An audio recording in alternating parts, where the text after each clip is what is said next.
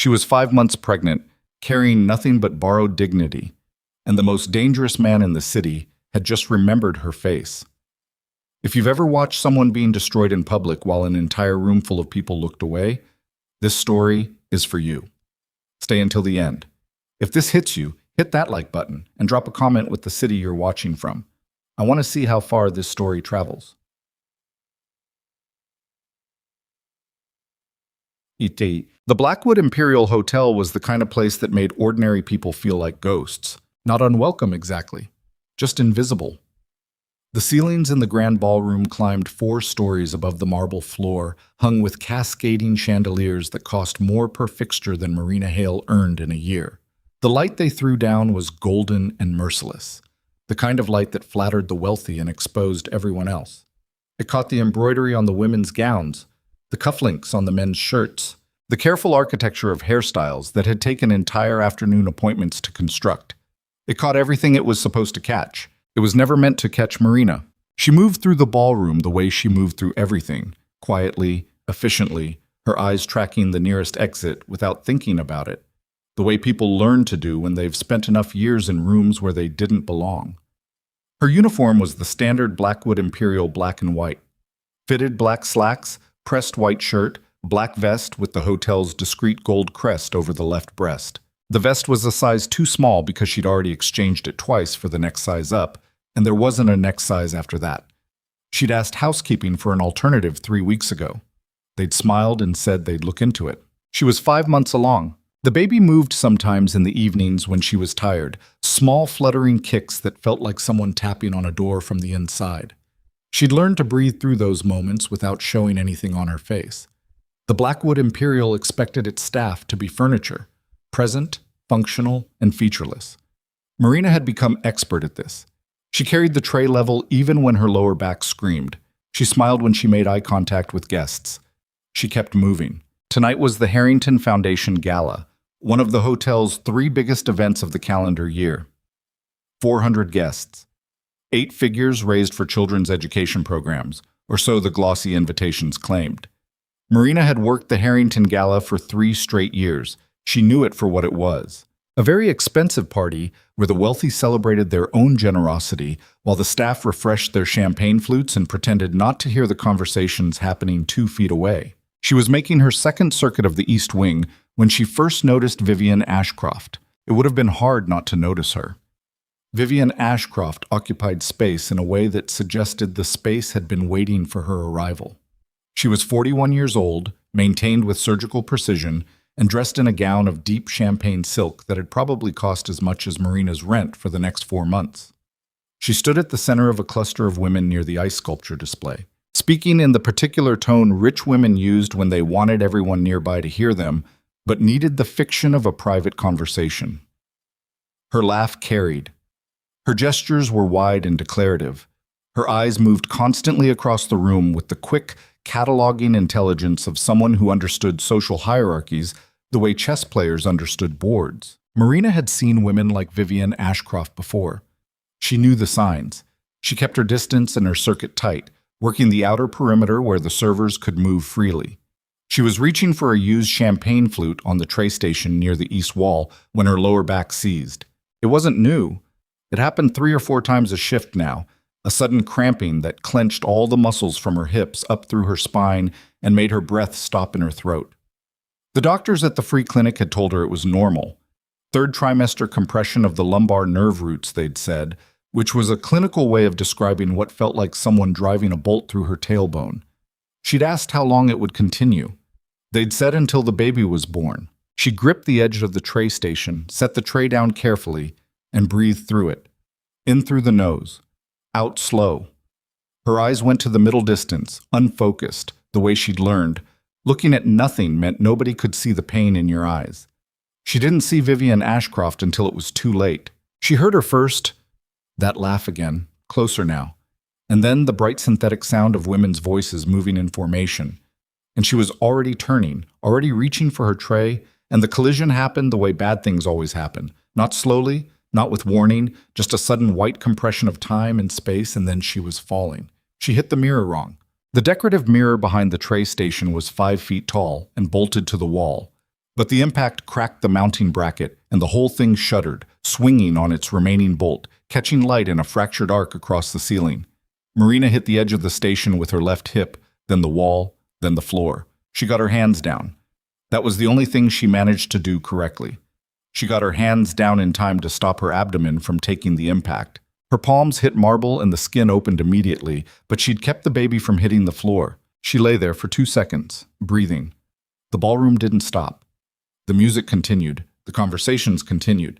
The ice sculpture dripped steadily into its sterling silver basin.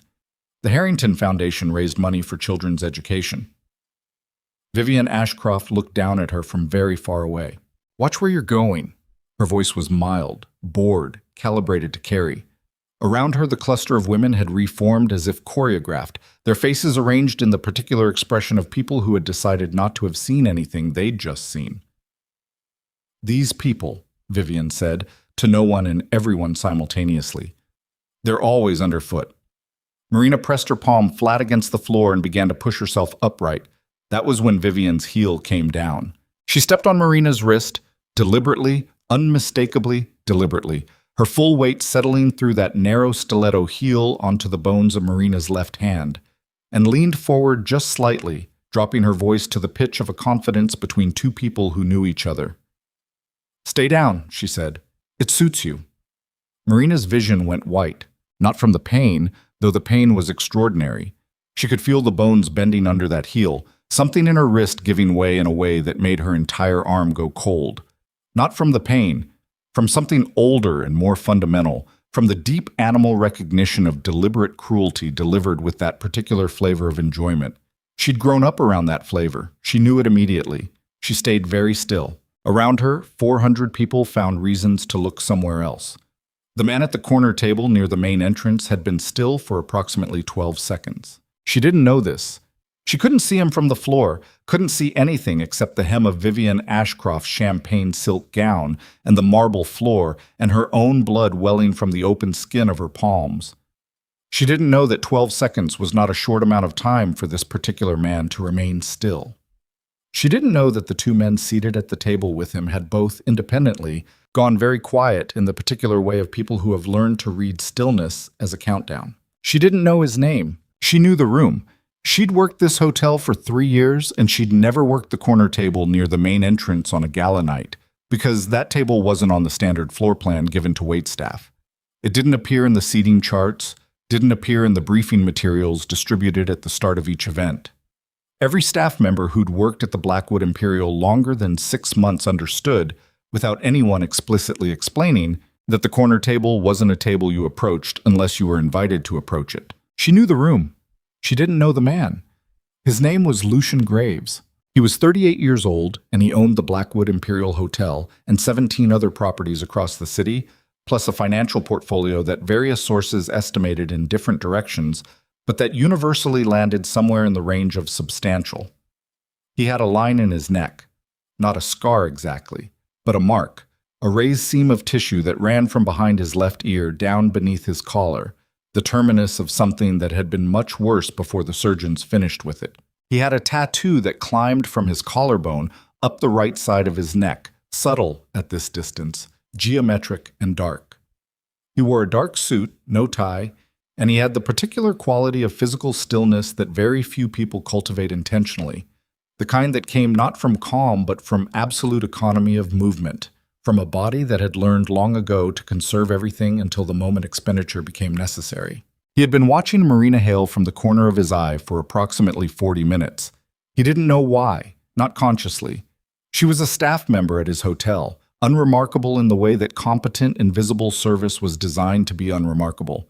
He'd watched her work the East Wing circuit with a quiet efficiency that registered somewhere below the level of conscious attention, the way you register the sound of a clock you've stopped noticing, until it stops. He'd noticed the vest that didn't fit right. He'd noticed the way she braced slightly each time she set a tray down. He'd noticed, without cataloging the observation, that she never allowed herself to be stationary for more than 10 seconds, as if rest were something she didn't trust herself to want.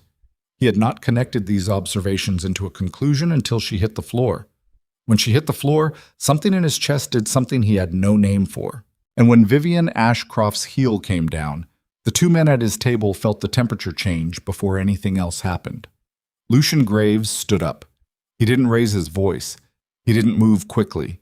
He crossed the ballroom floor at the same pace a man might cross a room to collect a drink left at the wrong table. And the crowd parted for him, not because they'd been asked to, but because something in the way he moved made parting feel like the obvious thing to do. Vivian was still speaking, something about liability, something about the hotel's hiring standards, when she registered the shadow falling over her, and she turned and she stopped speaking. Lucian looked at her for a moment that lasted long enough to be a statement. "Step back," he said. 2 words, very quiet. Vivian stepped back. Her heel came off Marina's wrist. She had the look of someone who had just discovered that the ice beneath her was thinner than she'd understood. Lucian crouched. He was a big man, and he crouched the way big men crouched, folding himself down with deliberate care, and he got one hand under Marina's shoulder and one on the floor beside her, and he said, very quietly, close to her ear, "I have you. Don't move yet." Marina's breath was ragged. Her wrist was on fire.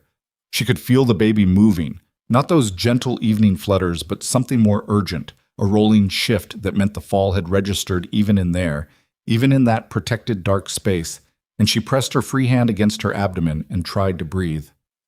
"Baby," she said. It wasn't a word she'd meant to say out loud. "I know," Lucian said. "We're getting a doctor right now. Don't move." He was looking at her hands when he said it, the bleeding palms, the already swelling wrist. And then he saw it. On the back of her left hand, older than the fresh blood, barely visible now but unmistakably present, a crescent-shaped scar, pale and smooth, the kind left by a specific type of wound that didn't come from falling. He went absolutely still, not the controlled stillness from before. This was different. This was the stillness of a man who has just been hit by something that had no physical form, something that moved through him from the inside out and rearranged several things simultaneously. Marina looked up at him. His face was unreadable. Whatever was happening behind his eyes happened in a place she couldn't access, and she was too hurt and too frightened for the baby to try. "I'm Marina," she said. It seemed important to say her name. It seemed important to be a person with a name, not a liability on a ballroom floor. He looked at her for another moment. "I know," he said again, very quietly. And the way he said it, the specific weight of those 2 words, meant something she couldn't interpret yet, something layered and old and complicated in a way that made no sense given that she had never, in her life, seen this man before. He helped her to her feet with the efficiency of someone accustomed to helping people who didn't want to need help. He kept one hand on her arm until she was steady.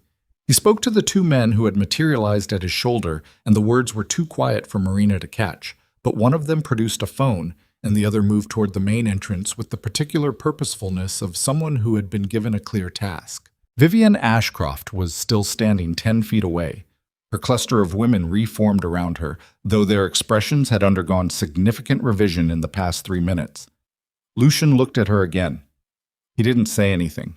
What he did was look at her in a way that apparently communicated exactly what needed to be communicated. Because Vivian Ashcroft, who had faced down investment bankers and litigation attorneys, and the various social wars of the extremely wealthy, looked away first. A hotel doctor was summoned. Marina was taken to the hotel's medical suite, which occupied a discreet suite on the 2nd floor that most staff didn't know existed. The doctor was calm and thorough and confirmed within 20 minutes that the baby's heartbeat was strong and steady, and that Marina's wrist was severely sprained but not broken, and that she had contusions on her hip and both palms that would be painful but not dangerous. Marina sat on the examination table and answered the doctor's questions in short, factual sentences. She was good at factual sentences. She was good at not crying, which she had spent years practicing. When the doctor stepped out to retrieve something, she allowed herself 30 seconds. 30 seconds, hands pressed flat on the examination table, eyes at the ceiling, breathing through the thing in her throat that wanted to become something larger. The baby moved. That small interior tapping, regular now, reassured. She counted the taps. She got to 8 before she heard the door. It wasn't the doctor. Lucian Graves stood in the doorway. He'd loosened something about himself, not his jacket, not his bearing, But something in his expression had shifted from the blank public face he'd worn in the ballroom to something that had a different quality entirely. It wasn't warmth exactly. It was more like the absence of performance. "The doctor says you're stable," he said. "Yes." "Your wrist will need x-rays tomorrow. I've arranged for a specialist." Marina looked at him steadily. "I'll arrange my own appointments." A pause. "Fair enough." He didn't leave. She watched him not leave for a moment and then said, "You know my name?" "I have 400 employees at this location," he said. "I make it my business." It wasn't quite a lie. She could tell it wasn't quite a lie, but she couldn't tell what the true version of it was. "Why did you help me?" She asked it plainly, the way she asked most things. Not aggressively, but without decoration. He seemed to consider how to answer this. "Someone in my hotel was being hurt," he said finally. "That's a simple reason?" "People were watching for a long time before you moved." "Yes." The acknowledgement was direct, undefended. She'd expected deflection, and when it didn't come, she didn't know quite what to do with the absence. "My shift ends in 2 hours," she said. "I'd like to finish it." Something moved across his face. "Your shift," he said, "ended when you hit the floor." "I decide when my shift ends." Another pause, longer this time. "Then take the rest of the night," he said finally. "Full pay. You'll hear from HR tomorrow about the medical expenses." "I don't need—" "It's not charity." His voice was quiet, but very final. "It's what happened in my hotel. It's my responsibility." Marina looked at him for a long moment. He had the kind of face that was difficult to read, not because it was blank, but because there was too much in it, too many layers of things that had happened before this moment, and she was too tired and too sore to try to decode any of it. "All right," she said. He nodded once. He was turning to leave when he stopped, and she couldn't see his face when he stopped, could only see the back of his shoulders and the line of the tattoo above his collar, and he stood there for a moment in the doorway as if he were deciding something that had been waiting to be decided for a very long time. He didn't say anything. He left. Marina sat in the examination room alone and pressed her hand against her abdomen and counted kicks until the doctor came back. She did not notice the way two large, quiet men had positioned themselves in the corridor outside. She did not notice the way the hotel's security team, in the following hour, conducted a thorough and methodical assessment of the hotel's parking structure, service entrance, and all 3 routes Marina's personnel file listed as her regular commute. She did not notice any of this. What she noticed, riding home in the cab the hotel had arranged, watching the city lights blur through rain-wet windows, was the thing Lucian Graves had said when she'd hit the floor. "I know. Not I know about the baby, because she hadn't said baby yet when she'd first spoken. She'd said the word, and then he'd said it back to her, and she'd been too frightened to notice the timing of it, but she noticed it now, alone in the dark of the cab, and she turned it over in her mind and couldn't make it mean the simple, clinical thing it should have meant. She filed it away. She filed a lot of things away. It was how she survived. The cab turned onto her street and she paid the driver with the last of her shift cash and climbed the 4 flights to her apartment with one hand on the railing and the other pressed against her side. And she made herself eat something, made herself drink water, made herself lie down on the left side the way the clinic book said. And she lay there in the dark, listening to the city outside and the baby inside. And she thought about none of it. Or she tried to.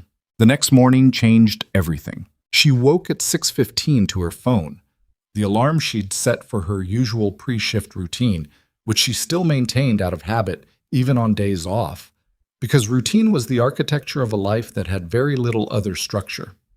She lay there for a moment, cataloging the damage, the wrist wrapped and elevated the way the doctor had instructed, aching at a level she could manage. The hip bruised in a way that would make climbing stairs interesting for a week. The palms raw and bandaged. The baby, quiet now. The steady, low-grade pressure of a living weight she'd spent 5 months learning to understand. She made herself get up. There was an envelope under her door. She'd heard nothing in the night. No footsteps, no knock, no sound at all. And the envelope was plain white with her name written on the front in handwriting she didn't recognize, precise and angular, the handwriting of someone who had been taught formally and retained the habit. She turned it over. No return address. No markings. Inside was a card. On the card was the name and address of a specialist orthopedic clinic and an appointment time, 11 a.m., and a single line below it. No charge, no obligation, nothing else. No signature. Marina set the card on her counter and stood looking at it for a long time. She had moved 14 times since she was 17 years old. She had learned through the accumulated experience of 14 apartments and 14 neighborhoods and 14 sets of new circumstances that most kindness came with a price that didn't appear on the first invoice. She knew the taxonomy of charity, the kind that made the giver feel elevated, the kind that was really surveillance, the kind that attached invisible strings she'd spend years discovering. She had become expert at declining before the strings appeared. She looked at the card. She thought about what he'd said. It's not charity. It's what happened in my hotel. She thought about the way he'd crouched down beside her on the floor of the ballroom in front of 400 people, while 400 people looked away. She made herself eat. She made herself get dressed. She took the card. The specialist clinic was on the 40th floor of a building she'd passed 100 times without registering its existence. The waiting room had the quality of places built to calm anxiety. Low lighting, good chairs, the ambient sound of something that was almost music. Marina sat in one of the good chairs and felt conspicuously like herself, in her coat that was starting to fray at the cuffs, and her work shoes that had been resoled once already, and her belly that pressed the coat open at the front. The doctor was thorough and unhurried and told her what she'd suspected. A minor fracture in the distal radius, the bones barely separated, manageable with immobilization and time. He gave her a brace, gave her instructions, gave her a follow-up appointment in 3 weeks. When she asked at the front desk about billing, the receptionist smiled with practiced neutrality and said the account had been taken care of. Marina walked out into the building's lobby and stood there for a moment. She could have been angry. She'd rehearsed being angry on the way over, had prepared a version of herself that would decline all of this with a clean, clear refusal. But the fracture was real. The wrist needed the brace. And the baby was healthy. The clinic's imaging had confirmed it. The small, strong heartbeat printed now on a strip of thermal paper she'd folded carefully into her coat pocket. And standing in the lobby of that building with the city moving through the glass doors ahead of her, she found that the anger she'd rehearsed wasn't available. What was available was something more difficult. It felt like the first moment of being seen, really seen, by someone who had no requirement to see her. Not as a liability, not as a problem, just as a person on a floor who needed someone to say, "I have you." She didn't trust it. She knew better than to trust it. But she couldn't quite make herself not feel it either, and that gap between knowing and feeling was the most dangerous place she'd learned to live in. She went home. She made soup. She sat at her table with her brace propped on a folded towel, and she wrote out on a piece of paper the exact dollar amounts the doctor's appointment would have cost out of pocket, and she set it on the table like a debt. Because it was a debt. She was going to repay it. She was going to repay all of it, however long it took, whatever it required.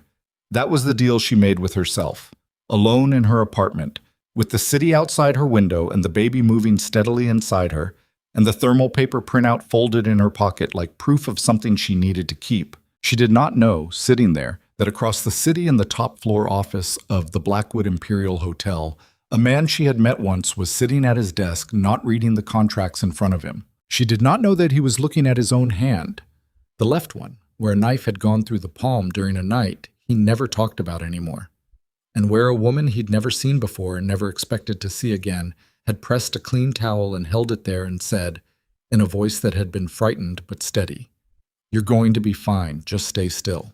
She did not know that the scar on her hand matched nothing so much as the scar on his, 2 wounds from the same night, mirrored. She did not know what he had been, that night, 8 years ago. She knew only a wounded man in the rain. She did not know his name. She still didn't know his name. The next morning, Marina returned to work. She had not been scheduled. HR had sent a message saying she was on medical leave through the end of the week, but she showed up at 6 a.m. anyway, in her uniform, her wrist braced beneath the cuff of her sleeve. The morning manager, a compact man named Davies, who had been at the Blackwood Imperial for 11 years and prided himself on being unflappable, saw her come through the service entrance and said nothing for approximately 3 seconds. Then he said, "Hail." "Morning, Davies." "You're on medical leave." "I know." "I'm not supposed to let you on the floor." "I know that too." Davies looked at her for a long time with the expression of a man performing internal calculations that weren't going his way. "Hostess station," he said finally. "Seated work. You leave the moment anything hurts." "Deal." She took the hostess station. It was a smaller world. The greeting function, the reservation management, the careful mathematics of table placement. But it was work, and it was her work, and she did it with the same quiet efficiency she brought to everything. By the mid-morning rush, she'd found her rhythm again, the familiar ballast of purpose, the clean satisfaction of moving a complex system forward through skill and attention. She didn't see Lucian Graves that morning. She hadn't expected to. She heard about him, though, in the particular way information moved through hotel staff, in fragments and circumlocutions, and the careful language of people who understood that being known to speak about certain subjects was its own kind of liability. She heard that a major investment contract had been canceled. She heard that the cancellation had happened the previous evening, within hours of the gala, and that the company whose contract had been canceled was one Adrian Mercer had spent the better part of the past year courting, a deal that was supposed to have been the lifeline for his collapsing corporate structure. She heard that Vivian Ashcroft was Adrian Mercer's fiancée. She filed this information away. She had not asked for it, had not sought it, would not use it in any way she could currently foresee. But she filed it anyway, with the precise organizational instinct of someone who had learned, at considerable personal cost, that information was the only currency that didn't depreciate. She was at the hostess stand at 11:30 when a call came through the desk phone, not her cell, the hotel line, and she answered it the way she answered everything, with the clean Blackwood Imperial greeting she'd memorized her first week.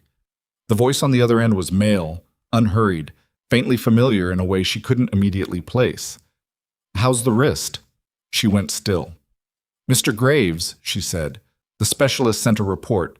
Minor fracture, 4 to 6 weeks." "I'm aware. You came in this morning."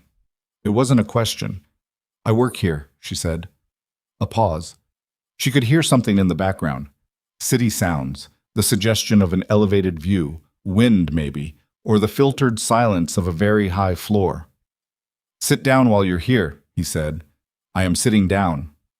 "Good."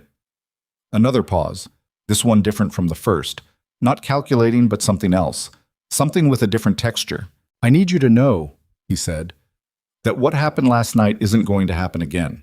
Not in this building." Marina looked at the reservation book open in front of her.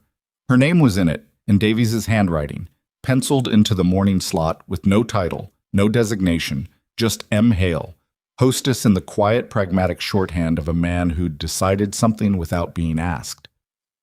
"I appreciate that," she said, "but I don't need a guarantee. I need my job." "You have your job. I need to work my job, without special treatment, without people knowing you made calls." A longer pause this time. "All right," he said. "Thank you." She waited for him to say something else, and when he didn't, she said, "Is there anything else, Mr. Graves?" "No," he said. And then, after a moment, "Yes. Stop calling me Mr. Graves." She almost laughed. It was involuntary, and it surprised her, a breath of something that wasn't quite sound but came from the same place laughter came from, and she pressed her lips together and breathed it back.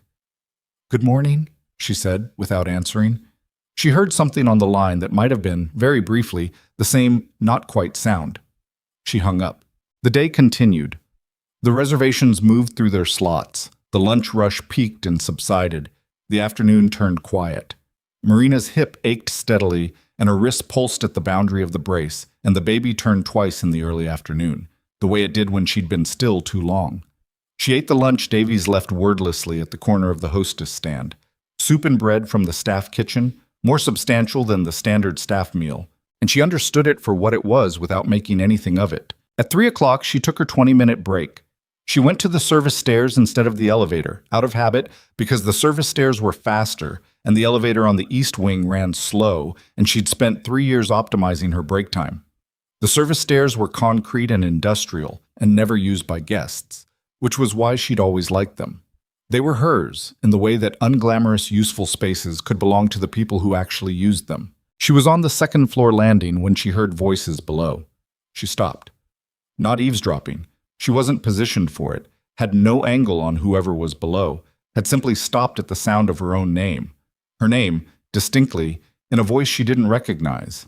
Male, clipped, the particular diction of someone mid-tier enough to be angry about it. Hail, the pregnant one. The boss is all over her files this morning. You see that? A second voice, lower. Keep it. I'm just saying, she comes out of nowhere, makes a scene at the gala. She didn't make anything. Ashcroft. Yeah, but she's the one who ended up in the medical suite with the owner. You think that's nothing? A pause. The sound of a door below. It's nothing, the second voice said. Let it go. The door opened and closed. Marina stood on the landing and breathed. She knew what this was. She'd known it was coming, had catalogued its arrival the moment she'd understood that Lucian Graves had crouched beside her on the ballroom floor in front of 400 people. She knew the particular shape of gossip in places like this, the way it moved through a workforce like weather, first as distant rumor, then as proximate speculation, then as received fact that everyone repeated without questioning. By next week, there would be a version of last night that made her calculating rather than hurt. She knew this. She knew there was nothing she could do about it except continue to be precisely what she was. She walked back up the stairs. She finished her shift. She pulled on her coat at 5:30, gathered her bag, signed out at the staff terminal, and walked out through the service entrance into the evening, which was cold and damp in the way November evenings in this city were cold and damp. Not dramatically, just persistently. The kind of weather that settled into your joints and your coat and reminded you that warmth was a managed condition, not a natural state. Her bicycle was chained to the rack outside the service entrance, the way it was every day. Or it should have been. She stopped. The bicycle was there. It was the same bicycle. Same frame, same faded blue paint on the top tube, same plastic basket zip-tied to the handlebars. But something was different, and it took her a moment to identify what, because the difference was in the absence of things rather than the presence of them.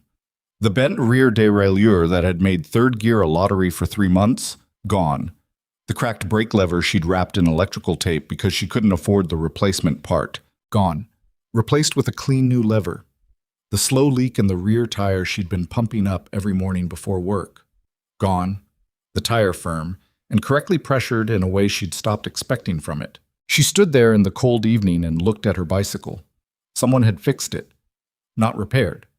Fixed, the way someone who knew what they were doing fixed something, with correct parts and correct adjustment, which took time and knowledge, and the specific kind of attention you only brought to things you'd decided were worth caring about. She looked around. The service entrance alley was empty except for the service van parked at the far end and the industrial bins and the ordinary ambient detritus of a large hotel's working spaces. No one. She stood there for a long time. Then she got on the bicycle and rode home, and the gears shifted clean, and the brake lever pulled firm, and the tires held the road without complaint, and she rode through the November dark thinking about a man she barely knew who had fixed her bicycle with his own hands without asking anything for it. And she felt the thing she'd spent years learning not to feel.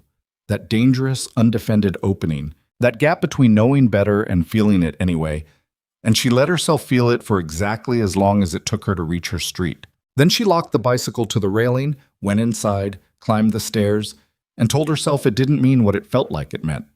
What she didn't know, couldn't have known, riding home through the November dark with the city closing around her, was that 2 different sets of eyes had watched her leave. One set belonged to a quiet man in a gray coat, standing at the corner of the service entrance alley, who had photographed her face and the bicycle and the building number clearly visible on the wall behind her, and who, within the hour, would transmit those photographs to a man named Victor Sloan.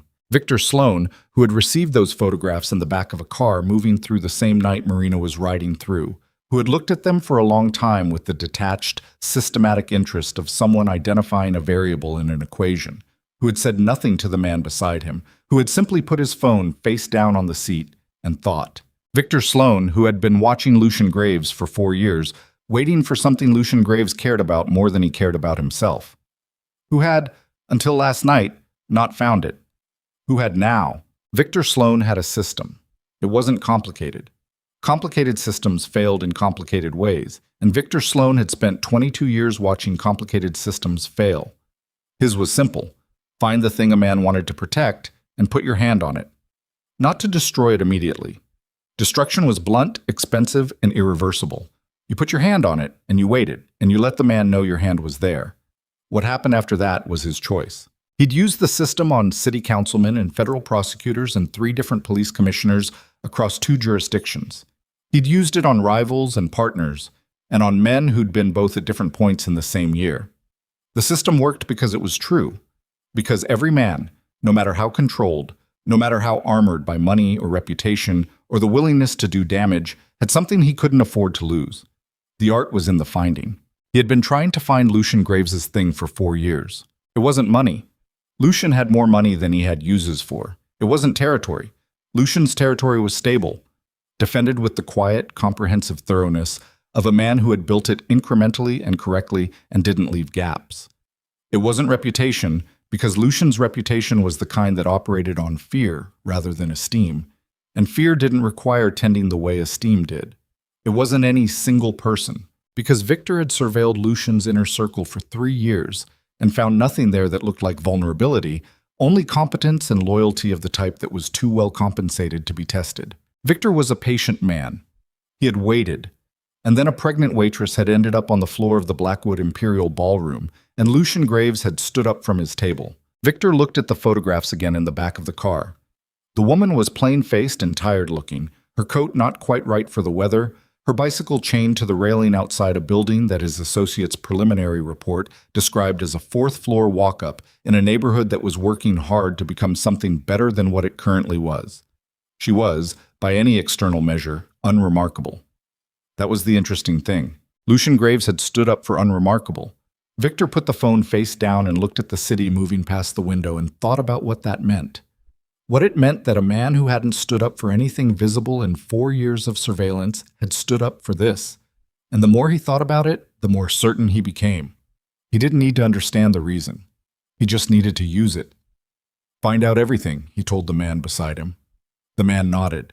"Everything," Victor said again, which was different from the first time he'd said it. The man understood the difference. Marina woke on Saturday to rain and a text from HR. The text was 3 sentences and professionally worded and informed her that her paid medical leave had been extended through the following Friday, at which point she should attend a return-to-work evaluation meeting with the department supervisor. It was signed with the HR coordinator's name and a direct extension and contained nothing overtly wrong in any of its sentences. She read it twice. She set her phone down. She made coffee. The problem with the text was not what it said.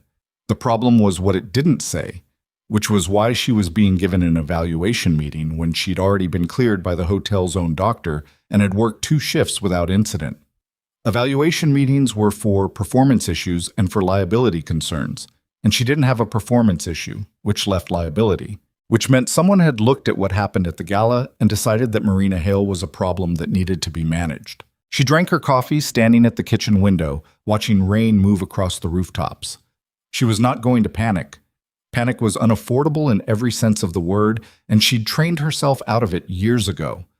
Not the fear, you couldn't train yourself out of the fear, but the panic, the way fear became movement, became action, became worse problems. You felt the fear and you sat with it and you made the next practical decision.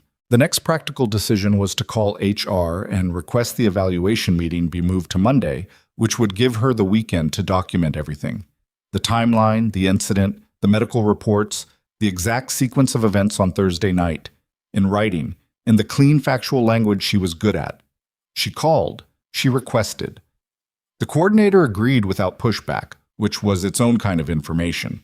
She spent Saturday documenting. She wrote it out at her kitchen table, longhand first because longhand slowed her down, and slowing down was how she caught the things her brain wanted to skip past. She wrote from the moment she'd arrived at the service entrance on Thursday evening through to the moment she'd left the hotel on Friday afternoon. She wrote what happened and what was said and who was present. She wrote the names she knew and described the ones she didn't. She was thorough and specific, and she wrote without adjectives. Because adjectives were arguments, and she wasn't making an argument, she was making a record. She was 3 pages in when her phone rang. The number was the hotel's main line. She answered it. "Marina." The voice was female, careful, not unkind. "It's Sylvia Chen from Guest Relations. I'm sorry to bother you on your day off." Marina put down her pen. What is it? A pause. The kind of pause that preceded information someone had been asked to deliver but wasn't comfortable delivering. I want you to hear this from me before you hear it another way, Sylvia said. There's talk going around about Thursday night, about you, and about why Mr. Graves helped you. Marina's hand on the table was very still. What kind of talk, she said. The kind that starts when people don't have information and fill the gap with what they can imagine. Another pause. People are saying you engineered it. The fall. To get his attention. The rain hit the window. Marina looked at her 3 pages of documentation. Who started it, she said. I don't know. It was already everywhere by yesterday afternoon. Sylvia's voice dropped slightly. I'm not calling because I believe it. I'm calling because you should know it exists. I appreciate it. Marina, I'm fine. She said it the way she said everything she wasn't sure was true, flatly, with enough weight to end the conversation on that point. I'll see you Monday. She hung up. She sat there for a moment. Then she picked up the pen and kept writing. By Sunday, the rumor had developed a second layer, the way rumors did. The first layer being the implication of scheming, the second being the evidence people had constructed to support it. She heard this from her neighbor, a Blackwood Imperial concierge named Joel, who lived 2 floors down and who told her over the service stairs, with the uncomfortable directness of someone delivering news they wished they didn't have, that people were saying she'd been seen entering the hotel owner's private residence. She had not been seen entering the hotel owner's private residence because she had not entered it because she didn't know where it was, because until 4 days ago, she hadn't known Lucian Graves's name. I know that, Joel said. I know it's garbage. I'm telling you because you need to know what you're walking into Monday. What am I walking into Monday? Joel's expression did something complicated. He was a good man, careful and consistent, 3 years in the concierge role with the particular integrity of someone who had learned his trade honestly and held to its standards. He looked tired. Hendricks has been talking, he said. Hendricks. The department head above Davies, the one who'd presided over the evaluation meeting request. The one with the authority to do things that couldn't be done below his pay grade. What kind of talking, Marina said. The kind where he acts like he's defending the hotel. She understood. Thank you, she said. She climbed back upstairs and stood in her apartment and thought about everything she had and everything she didn't have and everything she was going to need. And she thought about it with the cold, systematic clarity of someone who had been here before. Not this exact place, but this configuration, this particular geometry of being a person without power, in a structure controlled by people who had it and who had decided she was a problem. She had her documentation. She had Sylvia's call, which was informal but real. She had the hotel doctor's report, which was factual and time-stamped. She had the clinic's records. What she didn't have was a witness who would say in a formal setting what had actually happened. What she didn't have was Vivian Ashcroft's name in any official report. She thought about calling HR back and asking whether a formal incident report had been filed under Vivian Ashcroft's name. She thought about what the answer would be. She didn't make the call. The Monday evaluation meeting was in a small conference room on the administrative floor, and Hendricks was there with an HR coordinator and a woman Marina didn't recognize who turned out to be from the hotel's legal team. Marina came in with her documentation in a manila folder and sat down and folded her hands on the table and waited. Hendricks ran the meeting with the language of someone who had been coached, or had coached himself, on how to say things without technically saying them. He talked about the hotel's commitment to a professional workplace environment. He talked about the importance of maintaining clear professional boundaries between staff and senior management. He talked about the gala incident in a way that managed to describe everything that had happened to Marina as things Marina had been involved in, a subtle but comprehensive passive voice construction that made her the subject of events without naming anyone else as the agent. Marina listened. She let him finish. Then she opened her folder and she said, I have a time-stamped incident report here. I have the hotel doctor's report from Thursday evening documenting blunt force trauma to my wrist, hip, and hands. I have a specialist's assessment from Friday morning confirming a minor fracture consistent with the incident. I have a record of my shifts worked and my performance reviews for the past 3 years. She set each page on the table as she named it. What I'd like to understand from this meeting is whether the hotel has filed a formal incident report under the name of the guest who caused this injury. The silence had a specific quality. The legal representative, who had not spoken yet, shifted in her chair. "Marina," Hendricks said in the voice of someone repositioning, "this meeting isn't about—" "What is the meeting about?" Marina said. "Specifically." A pause. "We've received some concerns," he said, "about the nature of your interactions with—" "From whom?" "That's not something I'm at liberty—" "I'd like to know who made a formal complaint about my conduct, what the complaint specifically alleges, and on what evidence it's based." She kept her voice level. Not aggressive. Level. She'd learned the difference young. Aggression gave people a reason to dismiss you, but levelness made them accountable for their own words. "If there's no formal complaint and no documented basis for a conduct concern, then I'd like to understand what this meeting is for." The HR coordinator was looking at her folder. The legal representative was looking at Hendricks. Hendricks was looking at the table. The meeting concluded 40 minutes later with no formal finding, a rescheduled return to work for Wednesday, and a form Marina was asked to sign acknowledging she'd attended a routine check-in. She signed it, took her copies, and walked out of the building into Monday noon, which was gray and cold and smelled like exhaust and damp concrete. She stood on the sidewalk for a moment. She had won the meeting. She knew she had won the meeting. The problem with winning a meeting like that was that winning it didn't make it not have happened, didn't change the fact that someone had decided she was a target, didn't change the rumor that was moving through the hotel like a weather system, didn't address the thing she could feel building in the spaces between the documented facts, the thing that had no name yet but had the shape and weight of something that was going to land on her before she was ready for it. She walked to the bus stop. She was sitting on the bench waiting for the eastbound when a shadow fell across her peripheral vision and she looked up. The man standing there was not someone she recognized. 40-something, well-built in the way of someone who had maintained fitness as a professional tool rather than a personal interest, wearing a gray coat that was too good for the neighborhood. He had the face of a man who had chosen at some point to make his face unreadable and had practiced. He sat down next to her. Marina looked at the street. "You don't know me," the man said. His voice was pleasant. This was more alarming than if it hadn't been. "I'm not here to threaten you. I want to be very clear about that up front." "Then what are you here for?" Marina said. "Information, a mutual benefit arrangement." He paused. "You've had a difficult week, a very public incident. Now you've got HR meetings and rumors and people in your building watching you. That's a lot of pressure for someone in your situation." Marina's hands were in her coat pockets. Her right hand was around her phone. "What situation?" she said. 5 months along. Single. Working a job that just became significantly more complicated." Another pause, and in it the calculation was visible. The deliberate deployment of facts to establish leverage. "I work for someone who can make all of that significantly less complicated." The bus was 3 stops away. She could see its headlights in the gray distance. "What does your employer want?" Marina said.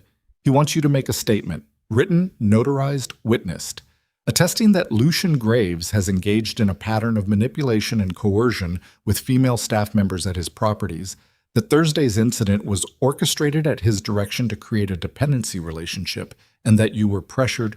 "No," Marina said. The man paused. He'd clearly expected to finish the sentence. "You haven't heard the compensation." "No." She said it the same way she'd said it the first time, with the same weight and the same finality, and she looked at the man directly now, which she'd been avoiding because looking at him felt like engaging, and she hadn't wanted to engage. But she looked at him now, and she said it again. "No." The man looked at her for a moment. Something in his pleasant expression adjusted. Not threatening, not yet, but the pleasantness became slightly more structural, more deliberate, which was its own communication. "You should think about this carefully," he said. "You're in a vulnerable position. People in vulnerable positions—" "Get up," Marina said. He blinked. "Get up," she said again, "or I call the police right now and tell them a man sat down next to me at a bus stop and offered me money to commit perjury, and you can explain to them who sent you." She had her phone out, screen already awake. "Your choice." A long pause. The man stood up. He straightened his coat with the calm of someone who had made a decision about how to file this interaction and would act on it later. He didn't say anything else. He walked away down the street without looking back. The bus arrived. Marina got on. She found a seat in the back and pressed her back against the window and breathed, long and slow, the deliberate breathing of someone managing something that wanted to become panic. The baby was still. The city moved past the windows. She knew, with the certainty of someone who had spent years reading the early indicators of things getting worse, that this was not the end of it. This was the man who ran toward you in the parking lot to tell you your tire was flat, while his associate was already on the other side of the car. This was the pleasant voice on the phone before the letter arrived. She knew this shape. She'd seen it before in different configurations with different faces, and the constant across all of them was that the pleasant opening was only pleasant because the person deploying it believed you hadn't understood yet what was coming. She'd understood. She needed to tell someone who could do something about it. She thought about Lucian. She dismissed the thought. She wasn't going to call a man she barely knew and tell him she'd been approached by someone claiming to want to damage him. She wasn't going to make herself a messenger in someone else's war. She wasn't going to give anyone the ability to say, accurately, that she'd run to Lucian Graves the moment someone had applied pressure. She was going to go home. She was going to write down everything that had just happened with times and descriptions, and she was going to figure out how to handle it herself. She went home. She wrote it down. She sat at her table with her documentation spread in front of her, and she thought about her options in the practical, unsentimental way she thought about everything that mattered. She didn't sleep well. On Tuesday, she returned to the hotel, one day early, against the evaluation meeting's conclusion, because staying home had begun to feel like a retreat, and she had never in her life done well with retreat. Davies looked at her once, said nothing, and assigned her to a service position in the East Wing restaurant rather than the floor, which she understood as protection and accepted without comment. The shift went wrong at 2:50. She was at the service station in the East Wing when Petra Voss appeared. Petra was a senior server, 6 years at the hotel, the de facto informal hierarchy of the service floor, the person whose approval shaped how everyone else treated you. She was 44 years old and had the professional competence of someone who knew her job completely, and the particular bitterness of someone who had expected the job to be temporary and found, 15 years in, that it wasn't. She had been cordial to Marina for 3 years in the particular calibrated way of someone who has assessed you as neutral, neither ally nor threat. She stopped at the service station and looked at Marina with an expression that was precisely controlled and precisely hostile. "You need to watch yourself," she said. Marina was restocking the tray liners. She kept restocking. "Okay," she said. "I'm not kidding. There are people on this floor who've worked here 10, 15 years. People who put in the time. And then you come in, make a scene at the gala, and suddenly you've got the owner calling your extension and Davies acting like you're made of glass." Petra's voice was low, deliberate, the voice of someone saying exactly what they'd decided to say. "It doesn't look good?" "I know what it looks like," Marina said.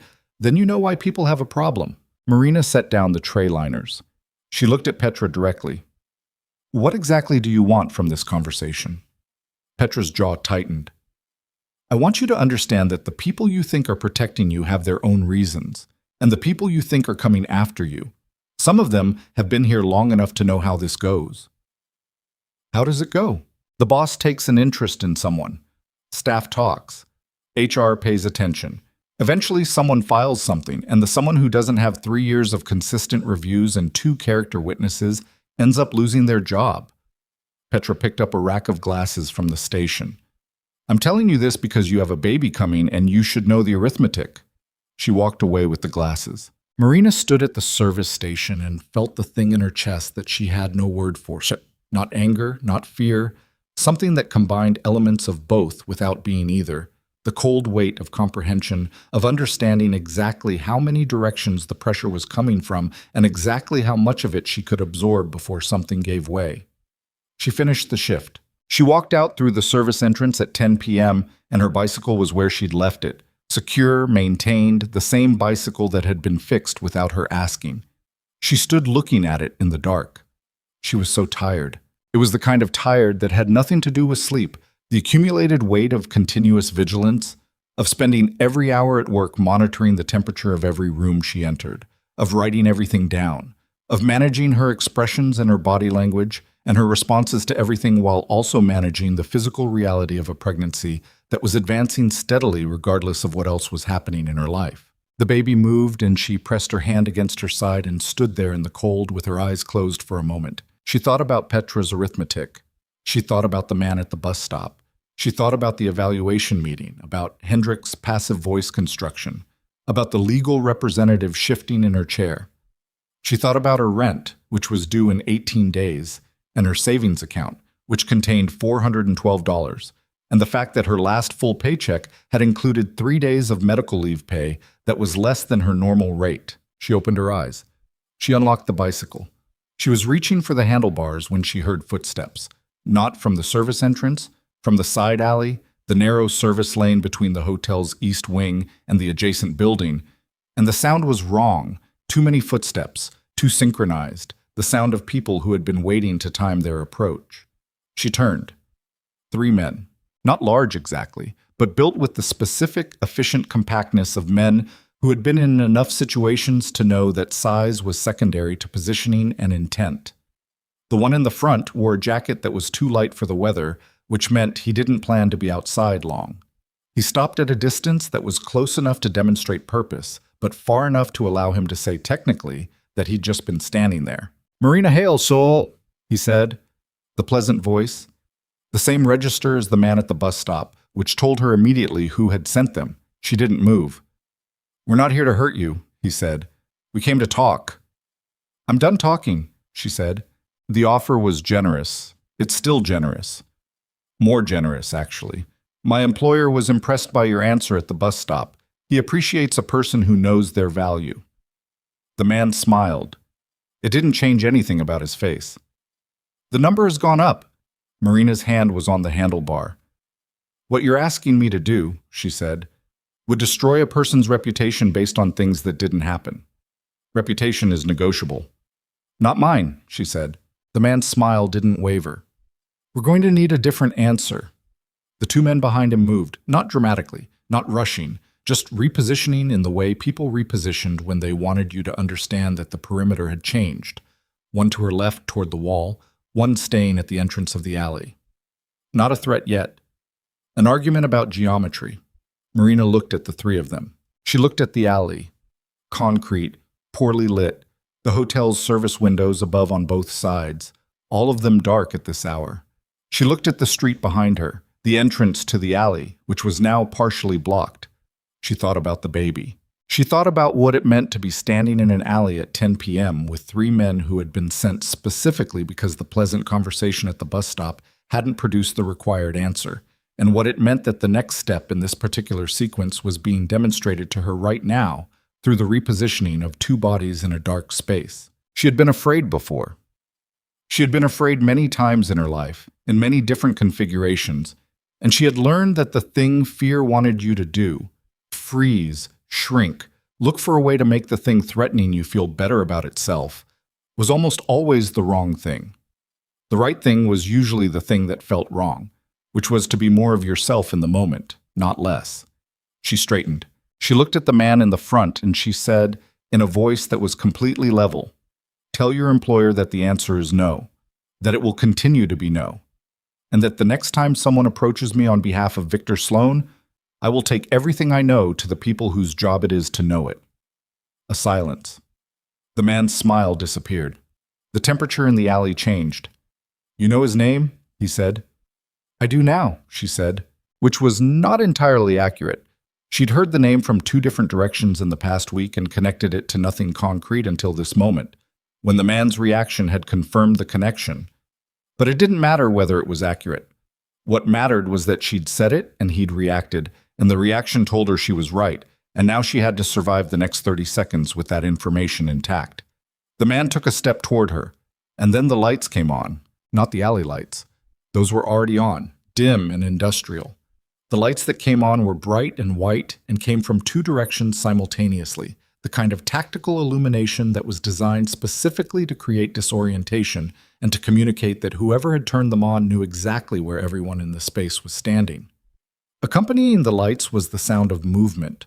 Not loud, not dramatic, but multiple bodies, multiple entry points, the specific sound of trained people arriving at a location they had already mapped. Marina pressed her back against the wall. The 3 men turned. 2 large men stood at the entrance of the alley. Behind them, a third was coming through the service door, and then a fourth from the roofline access on the east wall. They moved with the calm, comprehensive authority of people who had done this specific thing before and had long since stopped finding it interesting. The three men in front of Marina made the calculation that was available to them. They made it quickly and correctly. Nobody moved toward Marina again. The man in front looked at her with an expression that was now free of pleasantness and free of the pretense of pleasantness. What was underneath it was informative. "This conversation isn't finished," he said. "Yes, it is," said a voice from the entrance to the alley. Marina looked past the three men. Lucian Graves stood at the entrance of the alley in the same dark suit he'd worn Thursday night, which told her he'd come from the hotel, from somewhere in the building, not from home. He stood with his hands in his coat pockets, and he looked at the three men the way a man looked at a problem he'd already solved and was waiting for the solution to register. The three men left, not quickly, not with visible fear, but they left, which was the important thing, and they left through the street entrance, and people watched them go until they were gone, and then the alley was just Lucian and Marina and four large, quiet men standing at various points around them. Marina was still against the wall. Lucian walked toward her and stopped at a distance that was respectful, close enough to speak at normal volume, far enough to not be looming, and he looked at her with the expression she'd seen in the hotel's medical suite, the one that was the absence of performance, the one that had something real behind it. "Are you hurt?" he said. "No." He looked at her for a moment. "You were about to bluff them with a name you weren't sure about." It worked. Something moved across his face. "It worked this time." "Is that what you came to say?" "No." He was quiet for a moment. The city moved around them, indifferent and continuous. The sounds of traffic and wind and the enormous impersonal machinery of a city at 10 p.m. on a Tuesday. "Victor Sloan has been watching you since Friday. I should have told you sooner." Marina looked at him. "How long have you known?" "Since Saturday." The silence that followed had weight. "You knew," she said. "Since Saturday, and you didn't tell me." "I was handling it." "That's not your—" She stopped, breathed. The anger was there, but beneath it was something worse, something that was not anger at all, which was the recognition that she had been under surveillance for 4 days without knowing it, that she had been walking through her week, the HR meeting, the bus stop, the shift with Petra, writing her documentation at her kitchen table, while someone had been watching her, and the man standing in front of her had known and had made a decision on her behalf without asking. "That's not your decision," she said. "I know. I am not something you manage." "I know that too." She pushed off the wall. She was shaking slightly, but not visibly, the kind of shaking that was internal, the after effect of 3 minutes of sustained adrenaline resolving through a body that was already operating at its margin. She picked up her bicycle from where she'd dropped it when she'd pressed against the wall. "I need to go home," she said. "My car—" "I don't need your car." He stepped back. She walked past him to the alley entrance and she stopped there, because stopping there was the honest thing. Stopping there instead of walking out without acknowledging any of it, which would have been the defensive thing, the thing she did when she was most afraid of what she felt. She stopped, and she said without turning, "Thank you, for the timing." A beat. "The bicycle light is broken," he said. His voice was quiet. "The rear one. I missed it." She looked down. The rear light, the small red flasher she'd had for years. The clip cracked, had been there Thursday, and was not there now. She almost said something. She didn't say anything. She rode home in the dark, her back straight, one hand on the handlebar, one pressed briefly against her side. And she didn't let herself think about any of it until she was inside her apartment with the door locked. And then she sat down at her table with the documentation she'd been building all week, and she added tonight's entry. Time, description, names, sequence, in the clean factual language she was good at. She was halfway through the account when her phone buzzed with a text from an unknown number. No introduction.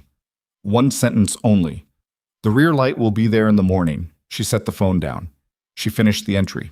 She lay down on the left side, and she stared at the ceiling, and she listened to the city and the baby and the profound, exhausting, complicated reality of being a person whose life had just become irreversibly entangled with someone else's war.